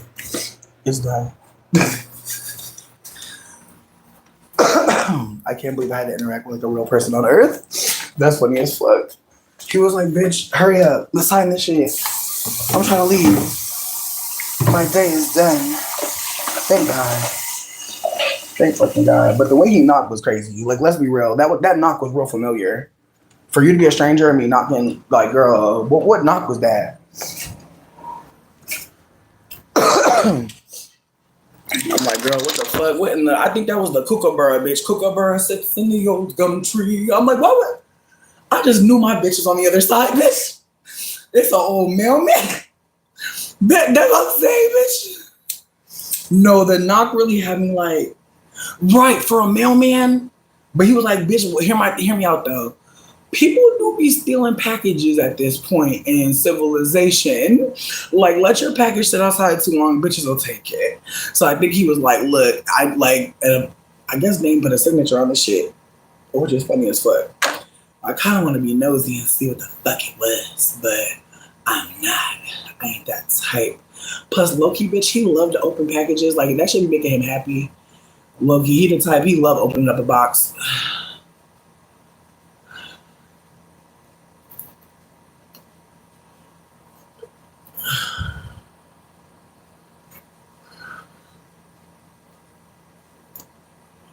Not a locked, fenced off yard, bitch. I need to get like you, bitch. I'm taking notes. No, that was a very attention grabbing. Again, I got scared, but then I was like, oh my God, maybe my friend's visiting me. Yeah. Bitch, I'm such an old lady. I was like, maybe it's my friend. And it's like, no, it's a mailman who needs this package to be signed for because he got some shit to do today. And I'm like, I feel you. Shit, the way he was laughing when he said, it's over. He's like, you the last bitch. I'm like, all right. Right, because it's like, girl, it's like I've seen this movie too many times. Like, people be wanting to say the N-word, wanting to write something racist. It's like, girl, just spare us, please, bitch. My stomach hurt just reading that shit because it's like, fuck. Like, it's the little things, bitch, that like adds up over time. Where it's like, oh, this person's about to be racist. Oh, like again, it's the ways that like white supremacy makes it so that if you're not a white person, you have to always be conscious of the fact that white people are here and being anti-black. And it's like it don't matter what we talking about. Somebody is going to pop out and be anti-black. That, and again, because I'm a mixed person, I genuinely never know when that's gonna be. So I have to stay on guard, right? That's what it feels like for me as a mixed person. It's like, oh damn, like there it goes again, there it goes again, clear blue sky, there it goes again, there it goes again.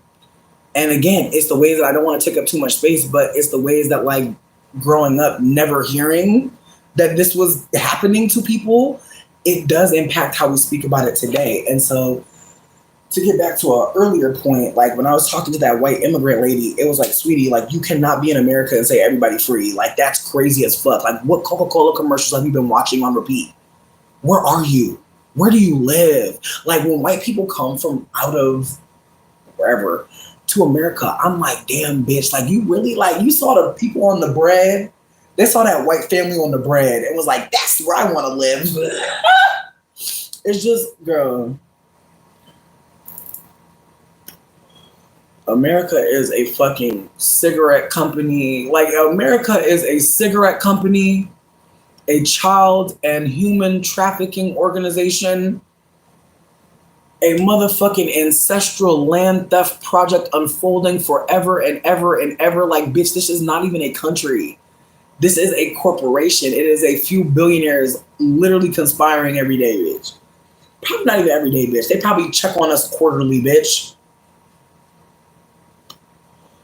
Swear. It's the way that if you look at history, like they've been experimenting on so many black people, trying to figure out like how do we trap people in enslavement? Like that's why I feel like that's where I'm at with it. Cause it's like they didn't just experiment on black bodies to like see how much pain people can experience and go through. It was also how deep a psychological lie could scar, could embed. If you tell people through violence and through harm that they're always enslaved, what do that do? That's why they're still studying people to this day, bitch. They're still studying people to this day. They don't say nothing about it. You hear about it randomly. Like I remember, I'll never forget hearing that Harvard had a bunch of enslaved people that just found out they were free. In the 2020s, bitch, look it up. There are black people hidden so many places in this earth. That is something that I never considered. Never considered that until I started paying attention to how deep the trafficking is in this country. There is a reason why it's deeper than harming black people on just one level. It's ensuring that if they get caught up or swept up in the system, people will normalize it. People will think that's just how it is. This system of harm has never stopped. They just put more white people in charge of it that made me think, Barack Obama, bitch. Low key, I was thinking about Barack Obama the other day, and I low key for 1 minute almost took my foot off Barry. Like for 1 minute, I was like, like. And it's just because the white supremacists got me thinking crazy. But it's the way that Barack Obama and his fights with Donald Trump was very meaningless. It was very meaningless. And it's the way that people really thought it meant something. And it makes me sick now. Because it's the way that Barack Obama is still talking like, girl, if you don't pick up a brick, because you know how to get in the back door. That's where I'm at with Barry. I'm like, Barry, you know where the trap door is? The back door is? Barry, you was in the big house. Barry. Not too much on Donald Drake, because you know how to drop in through the ceiling. Stop it. At this point, Obama pissing me off, because it's like, girl, you know how to get in through the farmhouse. Stop. Motherfuckers playing their role too good, fucking people up. Like, stop it. He's still making comments. Like, there's no need. Either you're gonna run up because you know where the weak spots are, or you're not. Let's be real. And Barry, people keep talking about he look good for his age, bitch. Do something with it. The fuck? I'm sorry, bitch. I cannot. Like, there's just something about a Leo man talking too much. It just irks me because it's like he really could just. But it's not worth it to him, and I get it. I really get it. He'd rather just be on record saying, I don't like him. He's not a good man, Savannah. Like, again, like, it's the way Barack Obama doing whatever the fuck he's doing, because, bitch, he's not going to do too much. He's not going to do it too much. He's not.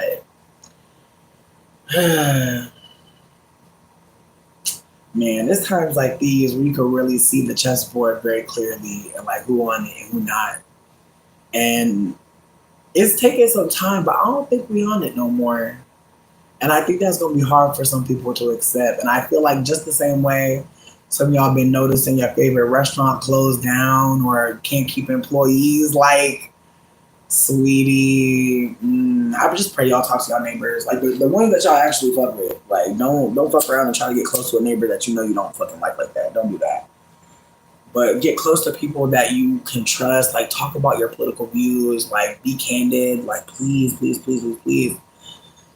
Oh man, because it's the way that it's feeling like people are going to just keep looking online for when the bomb is going to come or when the smoke is going to come, when the fire is going to come. And that's not what we need to be doing. What we need to be doing is still living what bit of life we have, truly. There are going to be many people who we lose, just like during COVID, but it was more hard to see. COVID still feels like 10 years ago, and it wasn't. It's still unfolding. It's the way as Americans, the way the clocks, the calendars, like they distort time in a way that we don't have language for yet, but we will. We will in the future. In the future, we'll realize like a week means nothing, that a month is too big to really try to define, that like a year, like what does that mean really, like someday we will talk about it. We'll talk about how the way that time was offered to us was just not what we needed. And again, it's the ways that like there are times where you'll think something and your thought is so important to us, but then you'll be hungry and you'll just be worried about not having food. It's the way that like the best thoughts are truly hidden from us. There are so many people that have things to offer us and we'll never hear from them because they're fucking working all damn day, can barely cook a meal, literally living off of whatever the fuck. It's unfortunate, you guys. It's unfortunate, but there are some people that have so much to share with us from this life, and they're working like their finger to the fucking bone. And don't let you have kids. Now people looking at you like you better work till you die. Like it's the ways I needed many breaks from working, bitch. I needed many breaks to figure out what the fuck I was going to do next. And so many people are not offered that privilege of being able to be like, I don't know what I'm going to do. I don't know what I want to do.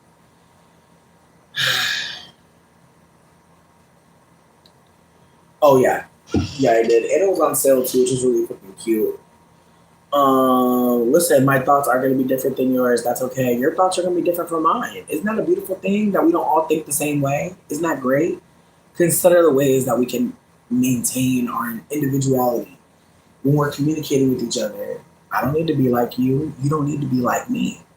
We don't need to disrespect each other in the pursuit of communication. Like, think about it. Like, we're able to use the language of the colonizer right now to talk about anything. And some people will be like, you're fat. Like, man, tell me you don't yearn, bitch. Like, there's nothing more to say. I feel like that's where I'm at this point when it comes to people saying mean things. It's like you ain't got a poem, a recipe, some chant that keeps you going. You don't have that to offer. That is why, like, sometimes when people talk to me crazy, I'm like, that's what you got? That's what you got on the top. Damn. And they don't realize it. Some of y'all really don't hear it, like when you're so loud and you're trying to be slick and it's not. It's not coming across. Oh man, I pray y'all just get around people who really care about you and will be like, bitch, that's ridiculous. Like, I pray. Ooh, I am fat and beautiful. It could be both. I could be a fat, beautiful bitch. But what does fat mean anyway? What does beautiful mean anyway? Like, what does it mean anyway? Because I'm beautiful, what? Treat me better? How about no? How about no? Let's stop the project of beauty unfolding. Let's acknowledge in the moment who we won't look at for long. Why? Why? Why? Again, I told y'all I'm on mushrooms. This mushroom very much not into the bullshit. Is not into playing games. Like, beauty is not real. Who we desire, who we want to look at for a long time, who told us that we should. A lot of us are doing things so we can be in community, not realizing if we can't do what is authentic, are we really in community? Or are we just performing? Are we just doing moves to not die? What community must you die from? What community can't you be with no more? Where do you have to be actually in your own self to like see what's unfolding? I feel like leaving Christianity really made a lot of people think I was demonic, which really hurt my feelings. Cause it's like, damn bitch, I gotta be with Lucifer if I'm not with God. Like, that's crazy. Like, people don't think like that. They don't think deeply enough about what they say. It's frustrating. It's like, no, I'm not with God, babe. I'm not. Exactly, but hear me out, hear me out, hear me out. I feel like if you're doing something, like, case in point, I do think smoking in an enclosed place is problematic, and I will hold that. That I do think that, like, if you're smoking inside your house, like, and other people are cool with it, cool. But for the most part, like, you can't get the consent of everyone in a concealed space. So I just want to be candid that, like, I don't think I'm healthy. I don't care though. Like, I think that that's the thing. I don't worry about my health and how it's looking to you. I worry about how my body feels. I worry about that. Some of y'all go to the doctor. That's a privilege. Some of y'all go to someone who checks on you. Some of us don't trust that. Some of us really don't trust the doctor. We just don't. And again, it's the ways that, like, some doctors have been hurtful. Some doctors have been hurtful to us, not just in how they speak. Some doctors have caused pain to us to see if they could. Some doctors have been very hurtful to people. And it's an awkward thing to talk about because doctors are seen as good people automatically. We're supposed to respect the doctor, right? He know more than us always, right? That's the thing about having a body. You're the only person in it. I know Cherry Garcia ice cream heals me. You cannot tell me that it don't. I know from how I'm tracking how it's going in my body, how I'm feeling before, during, and after. I know that this weed is helping my trip because without it, I don't want to even think about it, bitch. Honestly. Listen, a lot of the chat be on drugs too, and I'm grateful because honestly, some people be really acting like if you do drugs, you're a bad person. That's another reason why I love Christianity because, again, it's the ways that Christianity is a drug. It's the way anything can be a drug, babe. You could be addicted to a lot of stuff. We could be addicted to being hurt by people too.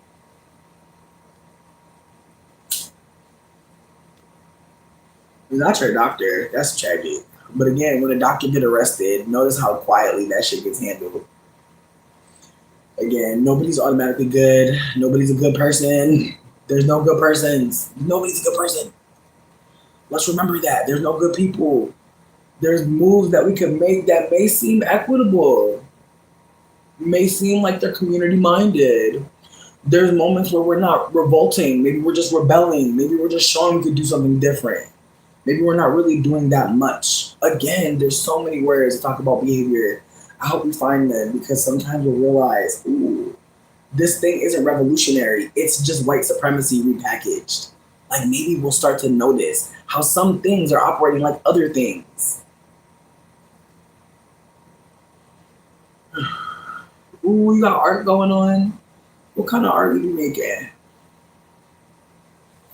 Right, and again, all the people that are surviving COVID, like, if you don't think there's people not in a fuck like bitch, it's the way I know some people are getting paid. At some point, my mom had us in a study. I can't remember what it was, but I remember like these white people would like give us like $100 cash, and like they gave my mom a couple hundred thousand, but not a couple hundred to a few $1,000s. I know it was a lot of hundreds in her envelope, but we all got money for participating in a study. And I remember trying to ask her, but like I think what I sussed out was like they were trying to see like what being in foster care does to kids. Like they were trying to figure out like from the child's perspective what our life was like being in an abusive situation that was, and I also think because my mom's white passing, there's a part of me that feels like this study was done intentionally to like see like, these are mixed children very clearly being beaten on by two different race of people. Like in retrospect, I think I'm probably like a no in a Yale, like it was a Yale study for Yale College in Connecticut. So I want to be super candid. Like I'm pretty sure my family's experience, like the abuse I sustained, is like in a fucking like in a study for like dysfunction and racial. Again, I want to be candid that like I've seen a lot of things in my life. I've been a lot of places. I've seen a lot of things unfold. And unfortunately, I feel compelled to share it all, bitch. And like, I know it can seem jumbled and random. I know I'd be on drugs, but maybe If I wasn't on drugs, somebody might get slapped. Like real talk. Some of y'all know what that's like. I just want to be honest.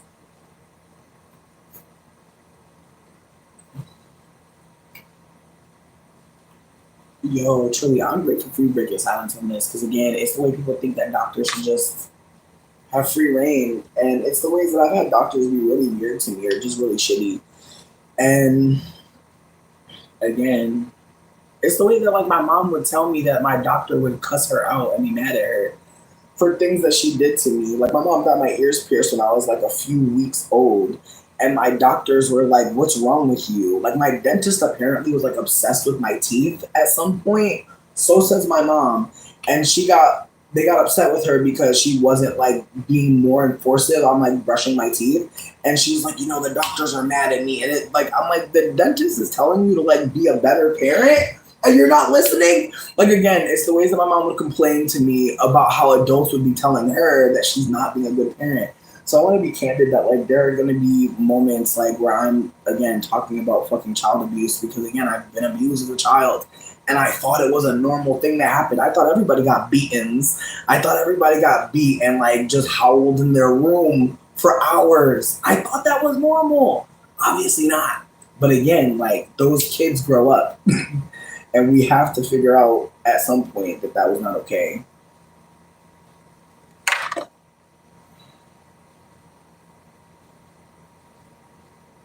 Exactly. Why somebody said before you're mean to someone, check your belly button to see if it stinks? Bitch, that shit had me screaming. I swear to God, I had to like reach out to the girl. I was like, sweetie, the way I want this tattooed on me, like check your belly button first. Like before you even speak to me, bitch, check your belly button. Put a napkin in there. I want to see it. Oh, I literally roll them up. Like they're all custom. They're all custom. I never know what I'm gonna smoke. I got two different strains that I'm working with right now. One is literally like it looks like a crack rock, honestly. Like it's called a snow. It's called a snowball. It's basically THCA coated in weed or weed coated in THCA. It's nice. It's nice. I don't spend a lot of money on weed, so this was a little bit of a splurge. I'm gonna be real, but this was not what I expected.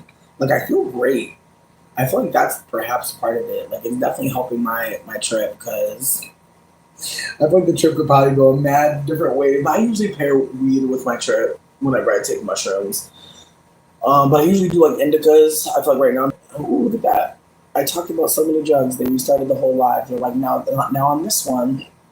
Don't talk about drugs so we can talk about Bank of America. It's funny as fuck, honestly. Moon rocks are nice. Moon rocks are nice. I feel like I was trying to get moon rocks, but they swapped me at the dispo, and I feel like it's because they want these to move because they're not really moving. Because most people don't want weed that looks like it's covered in cocaine. Like most people are not looking for that. But again, I'll say that like whatever the fuck it's doing is nice. It was good weed that they used too. Like when I broke it down, I was like, damn. Like it's the kind of weed that you like low key need a grinder for because if you try to grind it by hand, like it'll like not hurt, but it could hurt. It could start hurting. Um,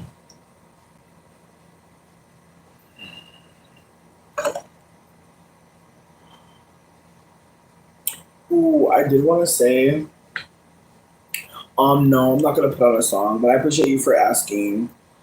I'm not gonna do that because let me be real, AdSense is killing me right now. Like sidebar, I had to put ads on my videos or else like I wasn't being shared in the algorithm. Like the last few like reels that I did are like circulating in a way that my videos just don't, and it's awkward because it's like in ways like I don't care, but in ways I do care, but in ways I'm poor, so it's like it makes sense. So with that being said, I feel like because I am gonna be making money from this content, I'm down to talk about what it looks like to like be, sharing in different ways. But I feel like I'm gonna reach out to like the Discord folks and see what they're thinking because I feel like I don't want to operate like I can't be a part of a larger operation, But I feel like there's folks that I can probably share this money with that are in my community, and so that's what I'm gonna do.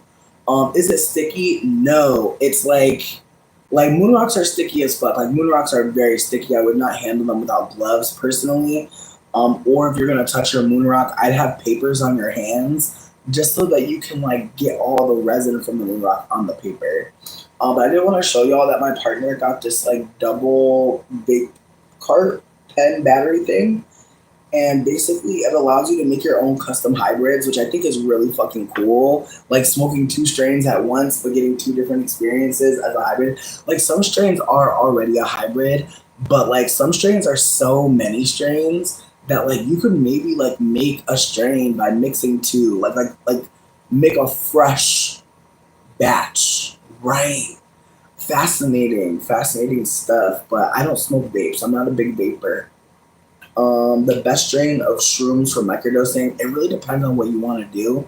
I feel like when you're microdosing, for most people, from what I'm hearing, they just want to feel better. Like they don't want to feel like shit. And that's the thing about mushrooms is like you're gonna feel like shit sometimes. Like I think that that's the thing. Like if you're avoiding feelings, this is not the drug for you because it will actually open up all of them. And I'm hoping that folks realize like I share this information while also sharing firesideproject.org. It's a hotline to call if you're ever on drugs super bad and you need to talk to someone. It is geared towards psychedelics mostly, but I wager they'd talk to you regardless. I feel like if you needed someone to chat with you, me and Trilly, one of the mods here, also started like a empathetic offering where basically we're willing to take some shifts on empathetic listening if people are on drugs pretty bad. I think we're still in the early stages of figuring it all out, but there is a post on my Twitter if folks care. I would say though, for your first call, like as a casual thing, hit up Fireside because they are free. And so that's my thought process is like there's a free resource for everybody, but there's gonna be people of color who like want to talk to someone who's not white. And there's been moments where I've called somewhere and been like, "Can I talk to someone black?" And they were mad at me because it's like I don't want to talk to you. Like I just like, especially when you're like saying something that is like coming from your privilege. Like it's like I try to question. Like I wasn't like, "Can I talk to someone?" I wasn't like that, but I was more like, "Is there anyone black a part of this cohort? Like, is there anyone of color?" And they were like, "No," and they were like very annoyed about the question, which let me know that I really can't talk to you anymore because you're annoyed that I'm asking for support that may be understanding. That's not good, bitch. So again, I want to hold that like there are going to be people of color who want to call that hotline, and maybe you might be unraveling about anti-blackness unfolding. That is why we're creating this. That's why we created a secondary space because again, I can't be sure everybody politics over there, and I don't know what kind of harm could unfold if you were being candid about white supremacy harming you, and you had to talk to somebody white. That sounds fucked up. So that's my thought process is like just trying to consider like how we can digitally create something together because there will be people doing drugs. There will be people doing drugs. There will always be people doing drugs. People have done drugs forever. And it's frustrating because as much as I think that there are some drugs that again are they have a place, but we haven't learned that. Like I think about how we just haven't learned something yet. That like instead of framing things as doing something wrong always, maybe we're doing something uneducated. Maybe we're doing something on a whim. Like there's so much language to employ, and I hope we start thinking about why we're doing something. Who taught us to do that? What do we think we need to do? What do we just think we know? What could we actually learn from someone else by asking for consent? I hope we consider that there's a way to engage with people that doesn't have to be so transactional. It could be more vulnerable, but again, I'm off topic slightly. But someone asked about microdosing mushrooms. Just to put a pin in that one, I feel like thank you. I feel like the mushroom that I would start with just for anybody is called Tio Nanakato. It is a mushroom that's also called the Mexicana. She is one of the first mushrooms that was ever shared with Americans. And so if you're a non-American person in America, or you're a Mexican person in America, or if you are stolen wild seeds, this is a mushroom for you. This mushroom, in my opinion, reminds all of us that we are very much on land that has memory.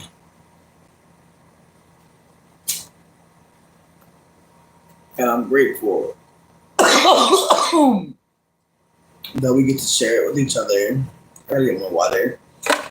Because again, it's the ways that some of us are on this soil and aren't holding that. For some of us, our people never got to like be on this soil.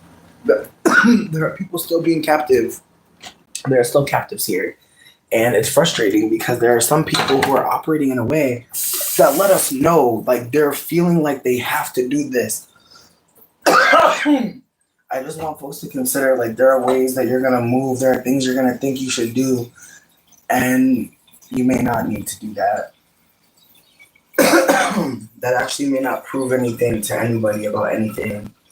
And just to get more clear that whiteness really does want us to fight with each other over this language that they gave us. They want to give us books that we can fight about too. I just want us to consider like how can we talk about something from a perspective of there are people who are stolen. Like how do we consider that? Like how do we speak from a perspective of what the colonizers have done here wasn't always what it was. So do I listen to J. Cole? No, I don't. No shade to J. Cole. I have really no thoughts about him. I've heard some good songs, but I really don't have nothing else to offer. I did hear somebody one time say that J. Cole has a black soul. And I just want to reiterate that all mixed people are mixed. We are whole mixed people. If you know someone who's mixed and they're giving black, maybe they have a black ancestor that they're trying to honor and they don't know how to do it yet outside of being performative. That's all I got on that one. But I just want us to hold that we're not going to always know how to speak about ourselves as mixed people. We are in a tribal system. They invented the term white so that people who are all shades of tooth can align against black people. We are in a giant psychological operation that hates black people. It's important for us to remember that whenever we hear people saying that they hate black people, we must pay attention. And when people are starting to use language to hide that they're talking about black people, we must pay attention. So just keep that in mind. Most black people are deep dark skinned. Most black people are deep dark skinned. Most black people are not mixed. Black people in America have a rich lineage and they deserve to be heard and cared for and loved and respected and not mocked. And at some point, I was talking about Barack Obama, and it's like, it's the way that Barack, man.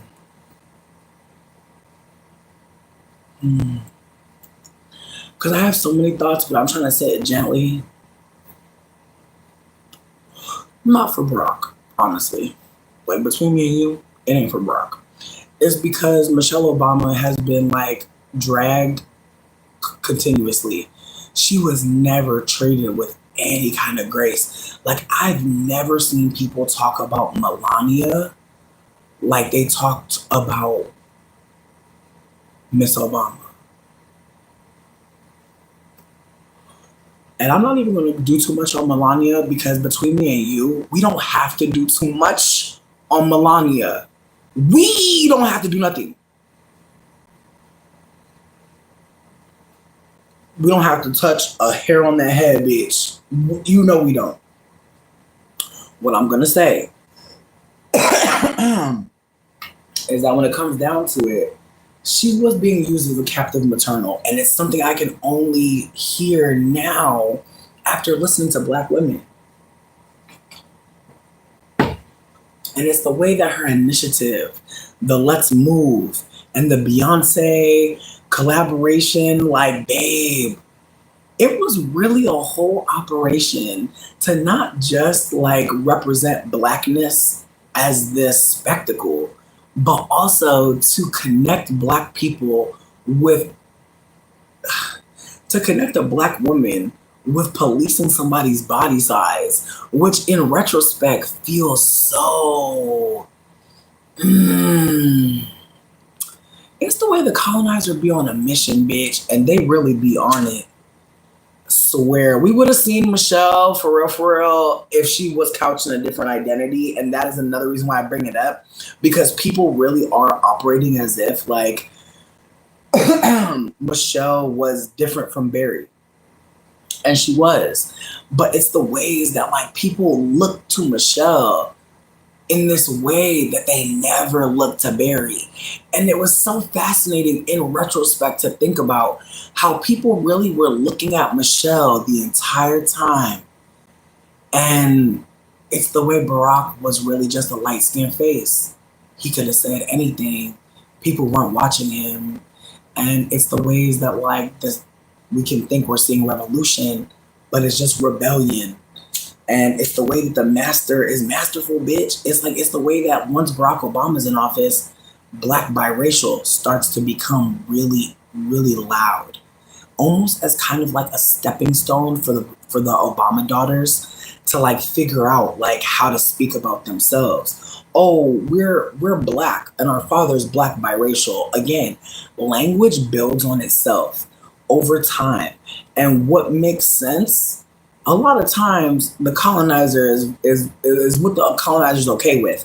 Like the term white passing, the colonizer loves that.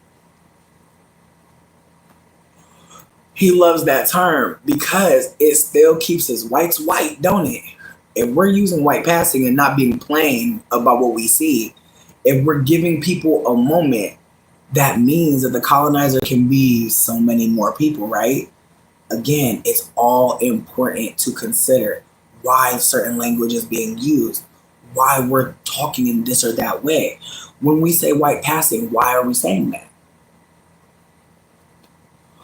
Are we saying we want to hold them in community and we don't know how to hold them? Are we saying that they are giving white in behavior, not just look? Again, let's just consider like why we use certain terms. Like I hate that like I can't speak like other languages to you right now, so I could be covert because it's the ways that anything I say, the colonizer has figured out a way to decipher. Ah!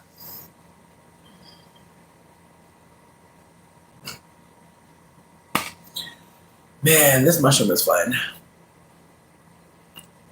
I like mushrooms that open up like doors in your mind and let you keep on thinking.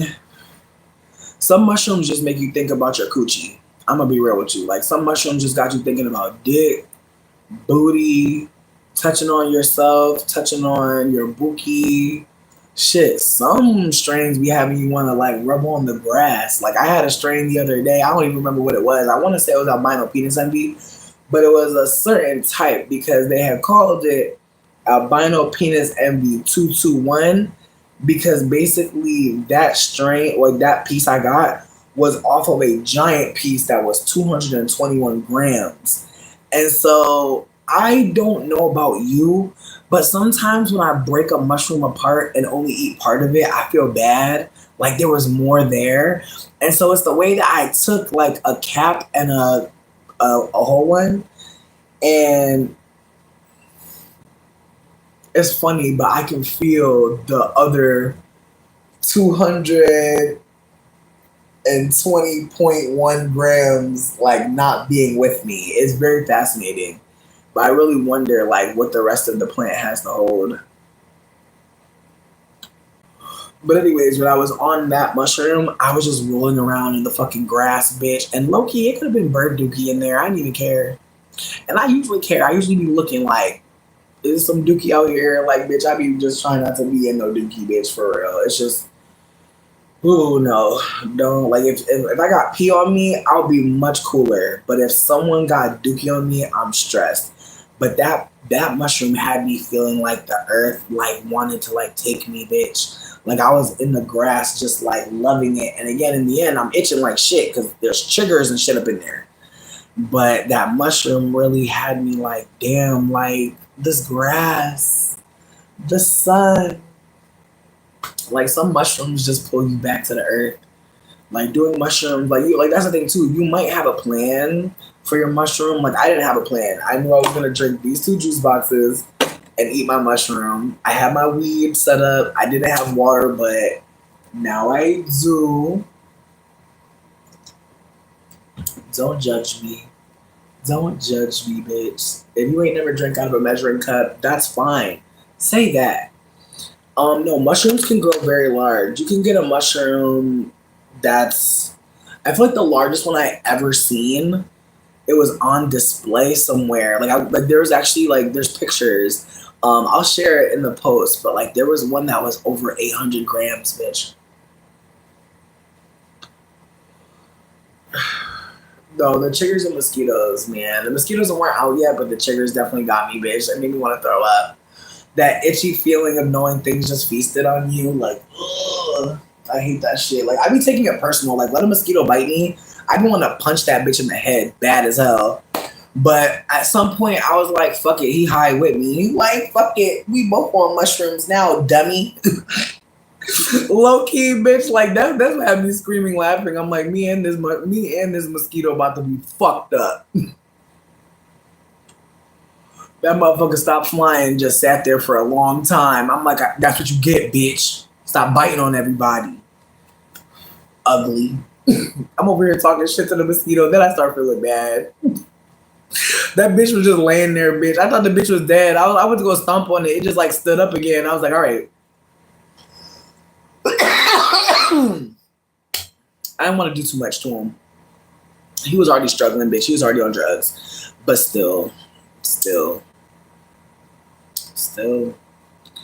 Again, this mushroom really, I feel like it peaked when I was eating that fucking cucumber. Cause like if I wouldn't have ate that cucumber, bitch, I would have been really on some other shit. But I feel like I took it at the critical moment because I'm actually cool right now. Right. I mean, I already smoked him out. Like, I feel like the mushroom follows. Like, that's the thing about, why do I keep calling this mosquito a mushroom? That's funny. But mosquitoes like follow your breath. Like they can smell your oxygen, and it makes me so mad. It's like, damn, bitch! Like they got a sensor. They know. Sidebar. At one point, we were going to talk about anal play and butt stuff, and I feel like I tabled that to get some water. If folks don't want to talk about that, that's okay. I feel like what I'll do is I'll offer that one of my faves made a video called "The Penetrated Male," and I feel like beautiful. Honestly, bitch, maybe that's what I'll do. Maybe I'll host viewings, you know? Here's the thing. No matter what it is, I'm going to talk to it.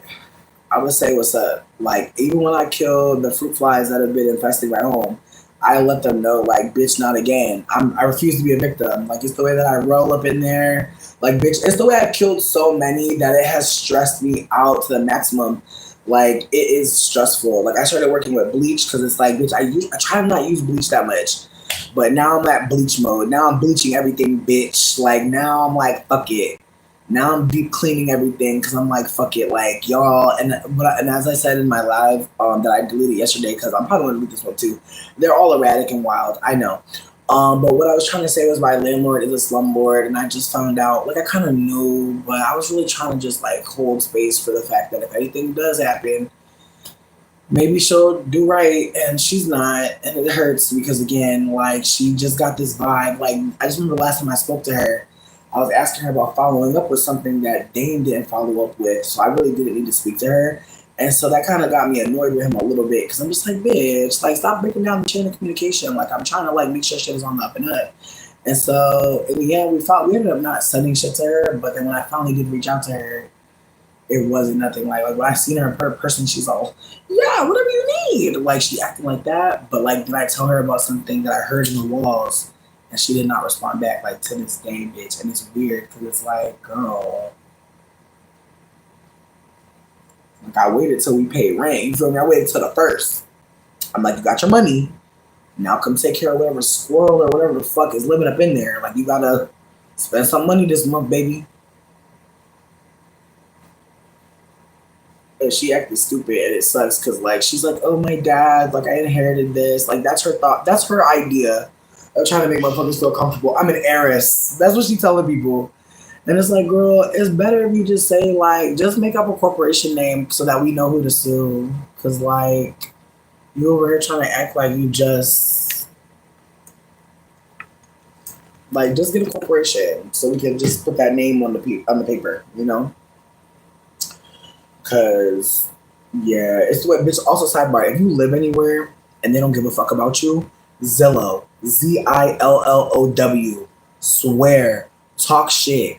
Also, there are groups on Facebook for, like, scumlords, scammer landlords, shady housing people.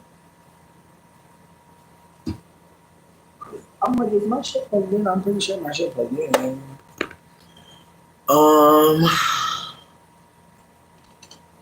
Right, but they're not going to. They're not going to do it. She clearly don't give a fuck, but it's okay. It's alright. I know I'm moving out of here. I know it's at the end. It's so tragic. Like, when I moved up in here, I really thought it was gonna be cute. Like, R.I.P. bitch. R.I.P. when you move into a place and you think you're gonna enjoy it, and it's not enjoyable. It's like, I'm grateful to not be homeless. Don't get me wrong, but it's like, it's the ways that, like, your housing could really, like, change your mental health, you know. And I've been in housing that really had me feeling so good and well cared for, and I've had housing that had me like, ooh, I feel sick a lot.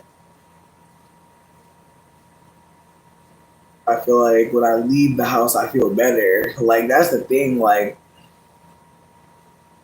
being here, it's just something about someone. Like, again, it's just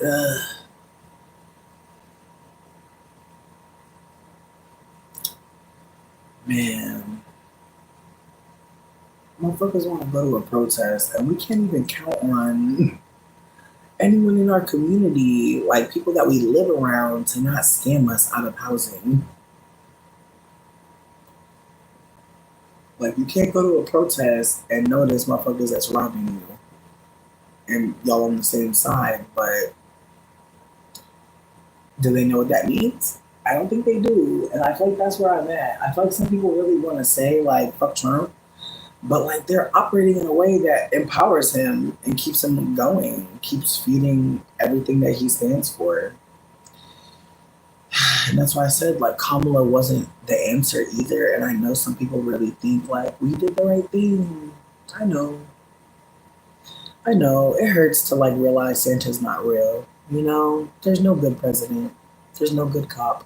It hurts. It hurts. They lie to us a lot, don't they? They do. They tell us that the cops are good. They tell us that the doctors know everything. They tell us that the teacher, all of them, are always right. And there are a lot of moments where we know as young people that people are wrong. And some of us get beat long enough to where we shut the fuck up until we become an adult. And then we think we can do anything we want. And we wonder how people become harsh, cruel. We wonder how. But it's very clear to me. It's very clear. You tell children, like, they're to be seen, not heard. You tell children, like, the adults tell the children who they're going to be when they're adults. People that tell people what to do, people that harm without any accountability. It's the way that, like, we've all grown up around adults that really didn't care what we wanted. A lot of us really were never asked, like, what do you need? How can I support you? It's frustrating. Like a lot of us were parented out of like anger and inconvenience.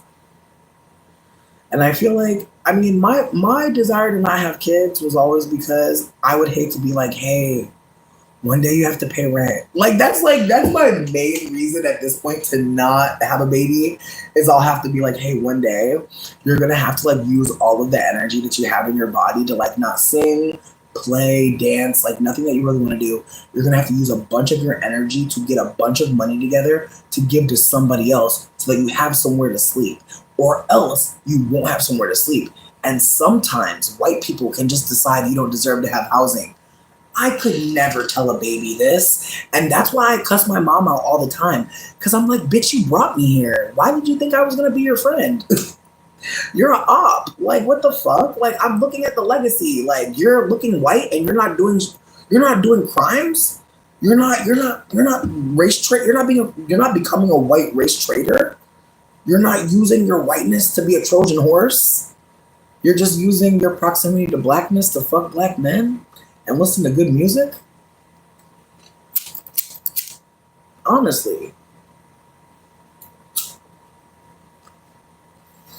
Yeah, I could never have a baby and be like, hey, just so you know, like everyone here is like on mad different accords. Like we're not clear if everyone actually is acknowledging that white supremacy is real. Fuck that. Imagine bringing a baby into this earth and being like, yeah, so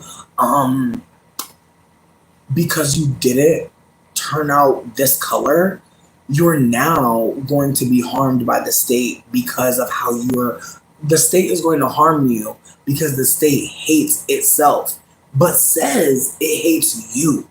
I'm not doing that to no baby. I'm not going to tell no child and watch all of the dreams and possibilities just pop in their fucking eyes. I'm not doing that. And again, it's the way so many parents will never do this. They'll never say, hey, one day you're going to have to give a lot of your energy to the state. It's really frustrating. Again, I just want you to know if you say anything mean to me, I'm not going to engage you. It's not that kind of chat. It's not. This is the MTV diary. This is a no. A lot of different cultures in the black community. I happen to be one that holds honesty and honor in high regards. That's awesome. But again, yes, blackness is not one. There's no one type of black person. I'm glad you said that because there are some people who are non-black who still don't understand that. There are many people who are not black that do not see that blackness is, there's many types of black people, that there's no one way to be a black person. And yet we do focus on erasing black people by saying black people are mixed people, by saying white passing people are black people. There's a lot of harm that we do to black people. So let's just hold space for that whenever we talk about black people. Let's name who the ops are, because if we're doing that, we're not like looking at black people like they're doing the wrong thing. We're looking at the ops who are causing harm. And maybe people will start to hold, ooh, I'm actually right where the colonizer wants me to be. That's what I'm hoping for some people to hold, that like maybe what you're doing is actually aiding and abetting. It might not be revolution. It might just be rebellion.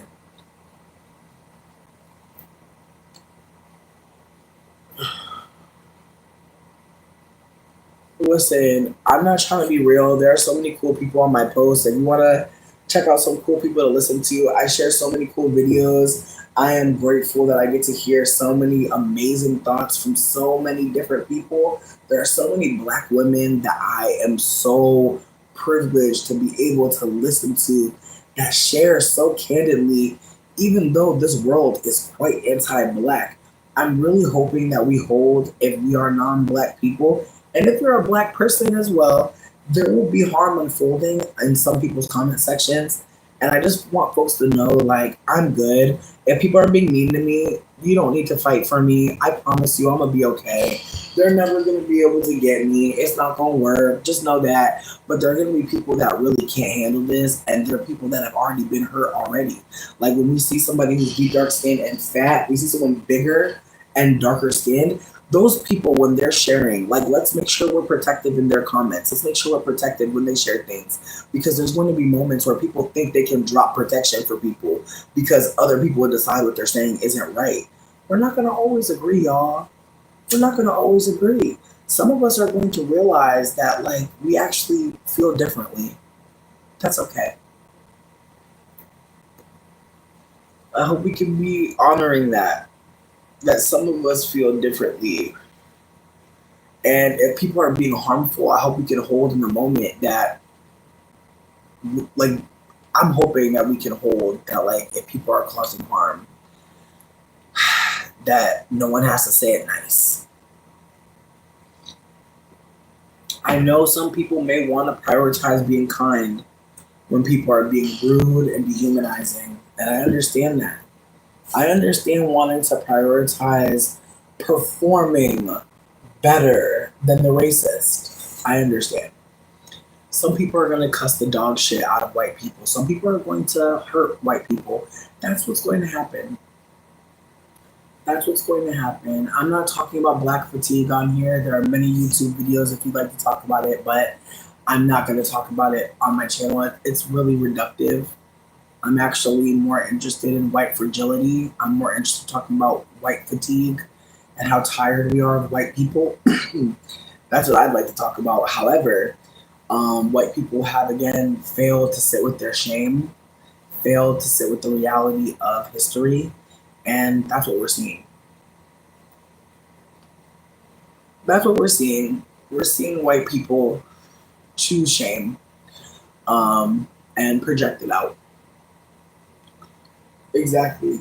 Yeah, no, white, and that's the thing too. Like being tired of seeing white people. Like I said when I went to the door, I was like, I pray it's not a white person knocking at my door. Like I pray, and I was so grateful. It was a very happy to be off his job black man who was like, please just sign this, and then I'm free to not have to go to work anymore. And I'm like, yes, God, let's help you as soon as possible get up out of here.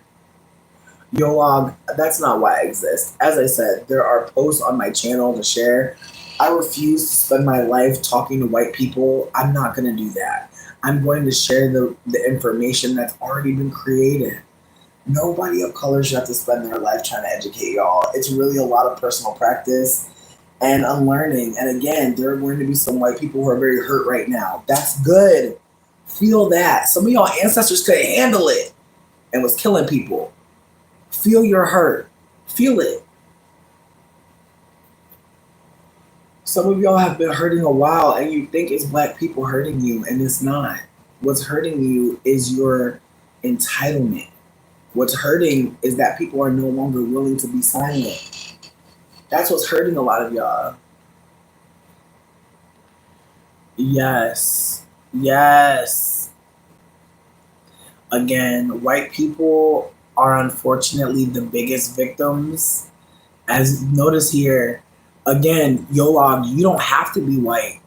You don't have to be white. You're the way you're interjecting. This is a part of whiteness.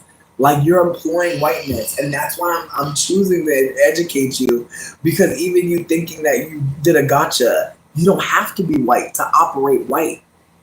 This is an important moment, and I hope that you stay for it, because again, whiteness is about diminishing. It's about making people feel poorly about themselves. Again, notice all of the white behavior. Whiteness decides who is valuable, who's worthy. Whiteness decides to laugh. Notice, they use false laughter. They use false laughter. Nothing is funny. Nothing that they've said is funny. But they're using laughter to distort what's really happening here. Notice, they're using my white ancestry to try to pull me back. To pull me back. Notice, whiteness is about behavior. They're trying to control my behavior by acknowledging my white ancestry. Notice how it wasn't necessary before, but now I'm really hitting it. I'm really pressing that button for them.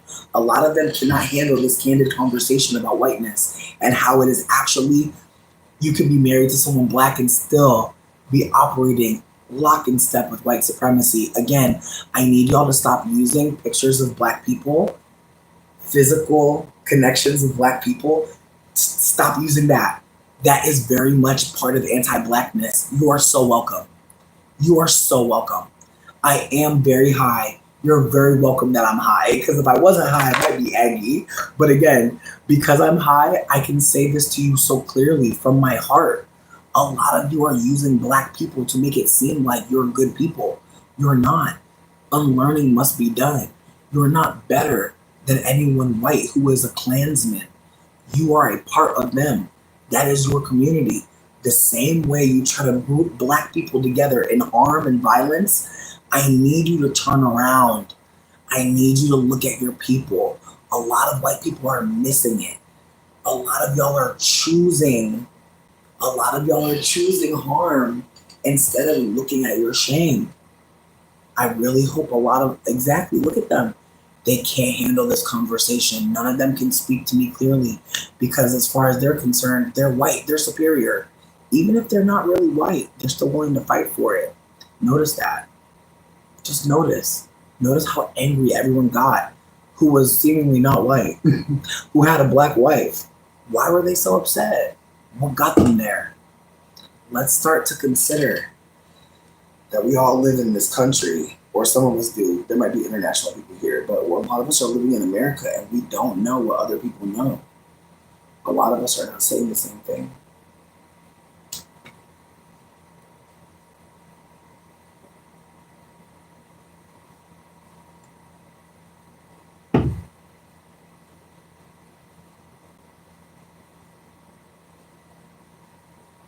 Hmm. The mushroom really hated that conversation. Like the way the mushroom got the way my stomach hurts off talking to those people. Because again, it's the way that like white people really want to distance themselves from whiteness. They really want to think like I'm not as bad as someone that was killing someone black. And it's like, how are you harming black people right now? Like they won't connect how right now there's work to do. They'll steady look in the past for some harm that seems so murky to them. Meanwhile, every day, they sit in rooms with people of color and say anti black things. And again, it's like, who's willing to really do that work? Who's willing to talk to the white people? Again, as they acknowledged, I have a white passing parent. I have a white grandmother. Sure do. That is why I'm willing. But I'm not gonna do it all the time. And to be candid with you, y'all should be paying me. Like I feel like white people should definitely be paying me.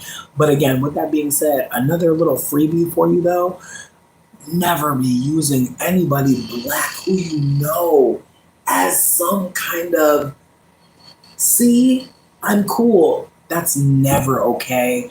And I promise you, most black people, when they hear that shit, they will get away from you. And then what? What are you gonna do? Say you used to know somebody black? Please consider what you're doing. Consider how you're speaking. Consider how you're operating. Because some of you really think like, what?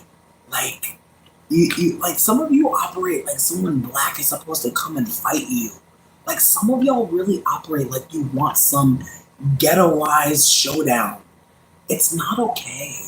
Please leave black people alone. If you're being anti-black and someone does the labor to tell you, say thank you. Offer some money. Offer them some money for real. Because think about it. Some of y'all don't even realize how much it took for that person to tell you about yourself. That could have been a risk. It could have been a risk. There are a lot of risks. There are a lot of risks that people of color have taken telling anybody white about themselves. And as I said, like I was telling somebody white earlier that like my grandfather told me on his deathbed that he wishes he never came here. And I had to sit with the privilege he had to even come up over here. He came over here after everything that happened to black people. He still came here.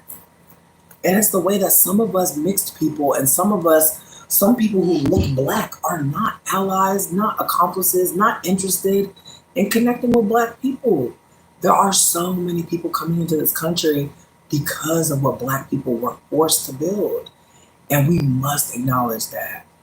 And so, as I was saying, like my grandfather told me on his deathbed, he wishes he never came here. And it hurts to know that like there's so much that happens and happened in Jamaica and I'll never really know about it truly because my family believed the lie that America was a good place to come. And we have to hold that some of us have ancestors who thought this was a good place to come, despite black people being harmed. Why did they think that? We must talk about it. We must. And I share this story so people understand like there are people of color who come here thinking that they're gonna have a better life than black people here. That's what I'm trying to communicate. That some people come here and they think, well, I'm not gonna be treated like the black Americans. That's why some black people are not interested in certain conversations with certain folk. Because again, it's the ways that like growing up, no one ever told me I really needed to care about America.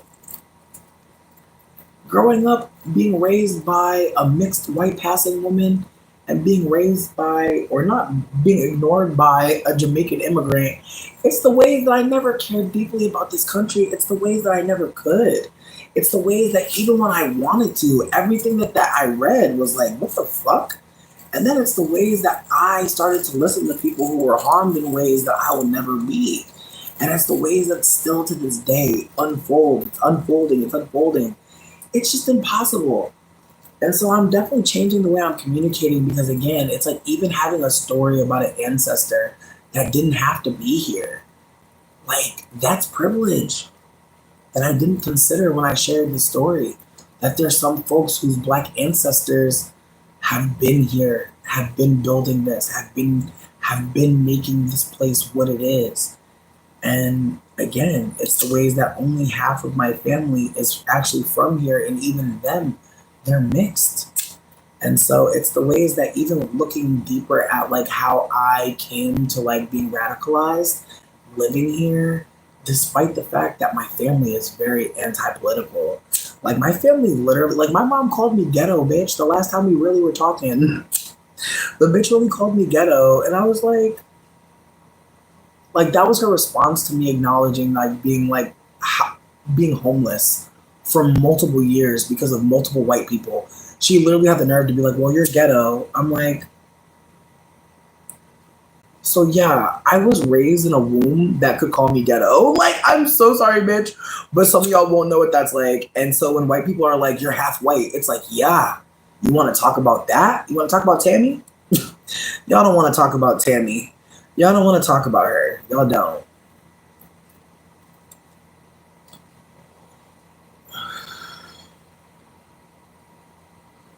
And that's the thing though, like being in America means that like we're not like a lot of people are stolen here. Like this white immigrant person was really trying to make it seem like you could be free here. It's like, no, bitch, you get to think that.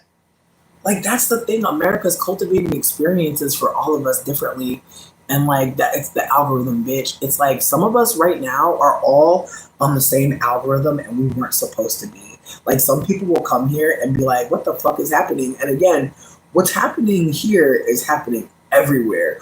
All of us are feeling deep feelings, experiencing white supremacy. Like that's the thing that really hit me too. That white people are being harmed by white supremacy.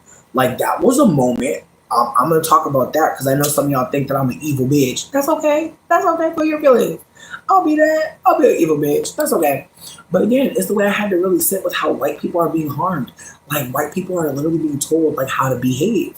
Like that's the thing about white supremacy that was so like wow. Again, I know some people won't appreciate me talking about it like this, but I really used to think that like white supremacy meant that white people were all happy. I used to think that. I used to think you were all happy, and now I know you're not. And now when I talk to you, because I know you're not all happy, I'm worried. I'm worried about talking to you because I'm unable to operate like I still think that you're all happy.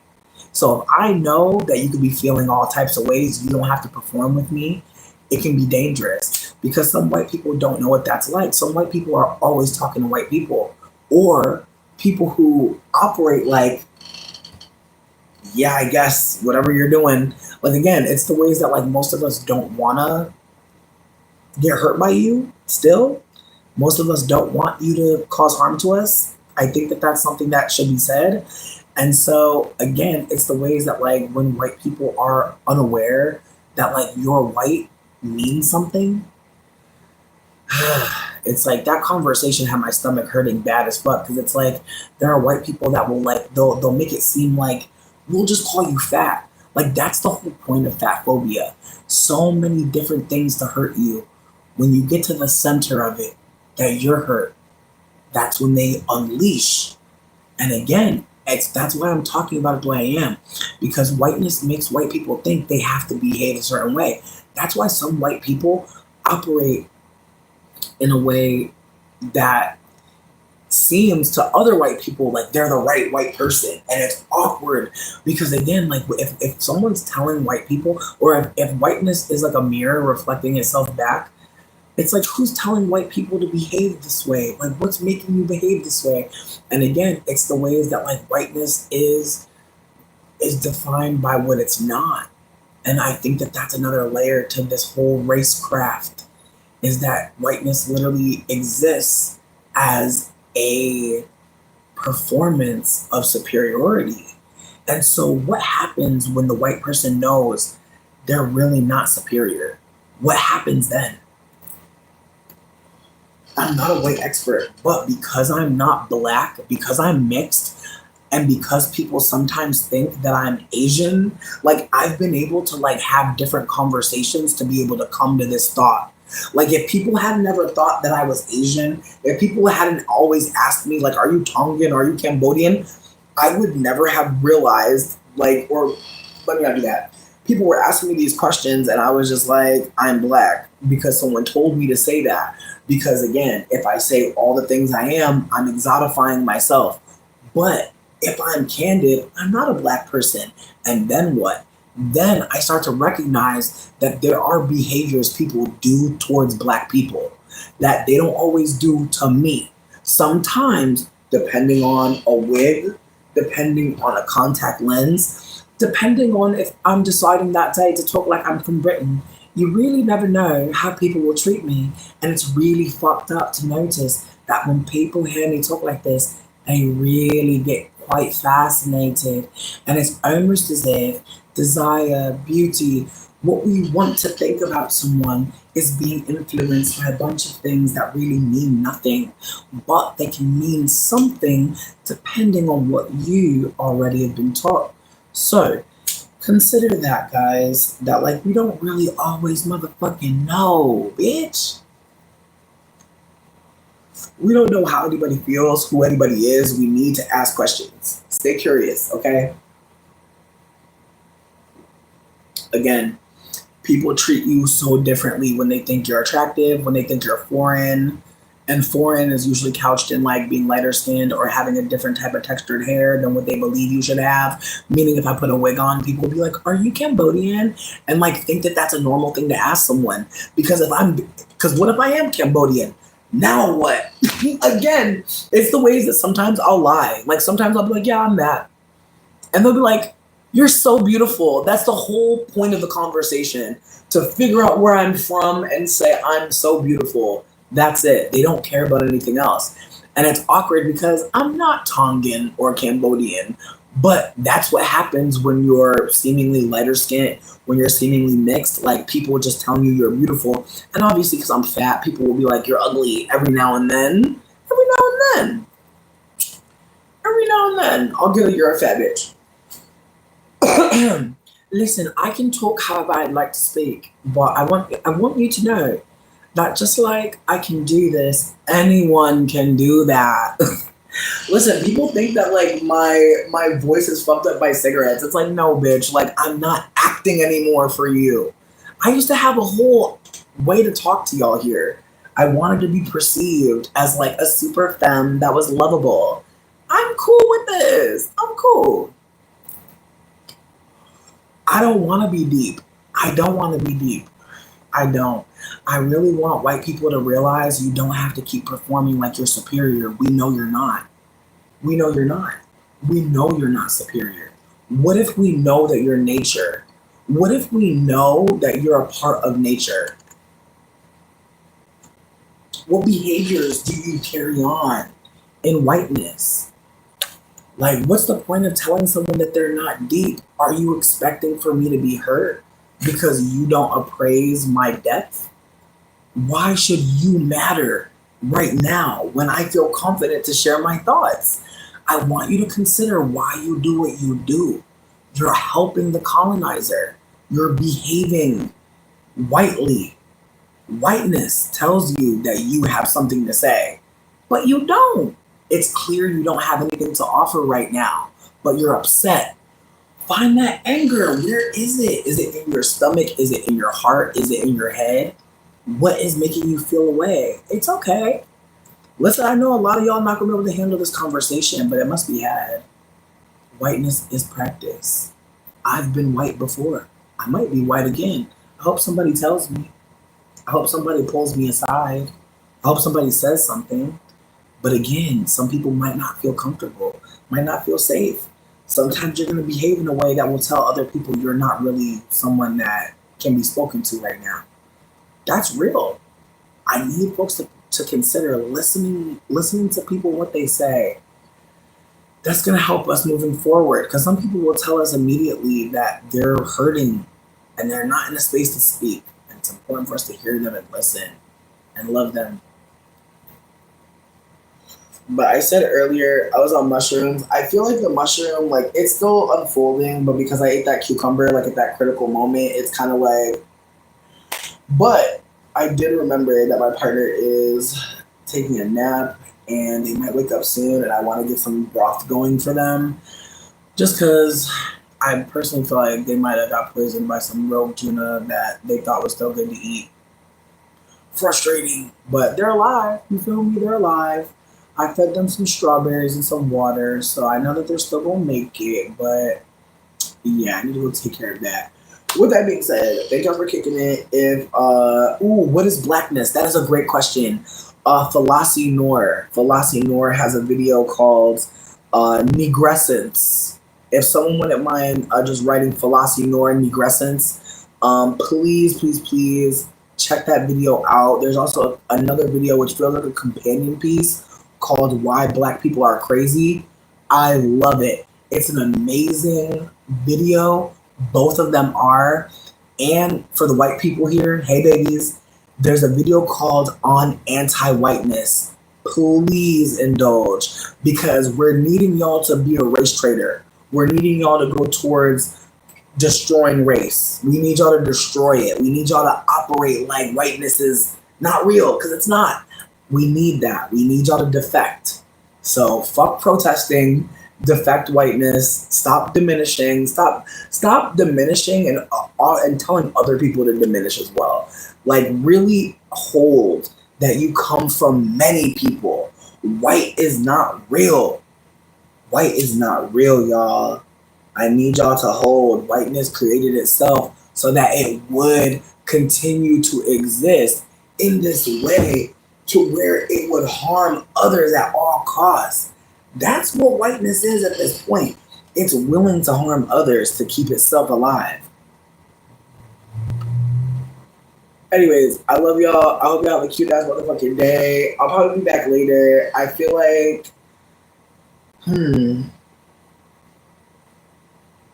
yeah, I don't have no visuals or nothing. I feel like the trip, honestly, I feel like talking to white people really had the mushroom, like, girl. But also the cucumber. I'm not gonna blame it all on y'all, but I feel like that whole moment was just like, girl, hold on. Because one thing we're not gonna do is tell white people some misinformation, because a lot of y'all have computers, a lot of y'all have phones. Please look this up. Again, I appreciate everyone for being here. I hope everyone has a good night. Bye.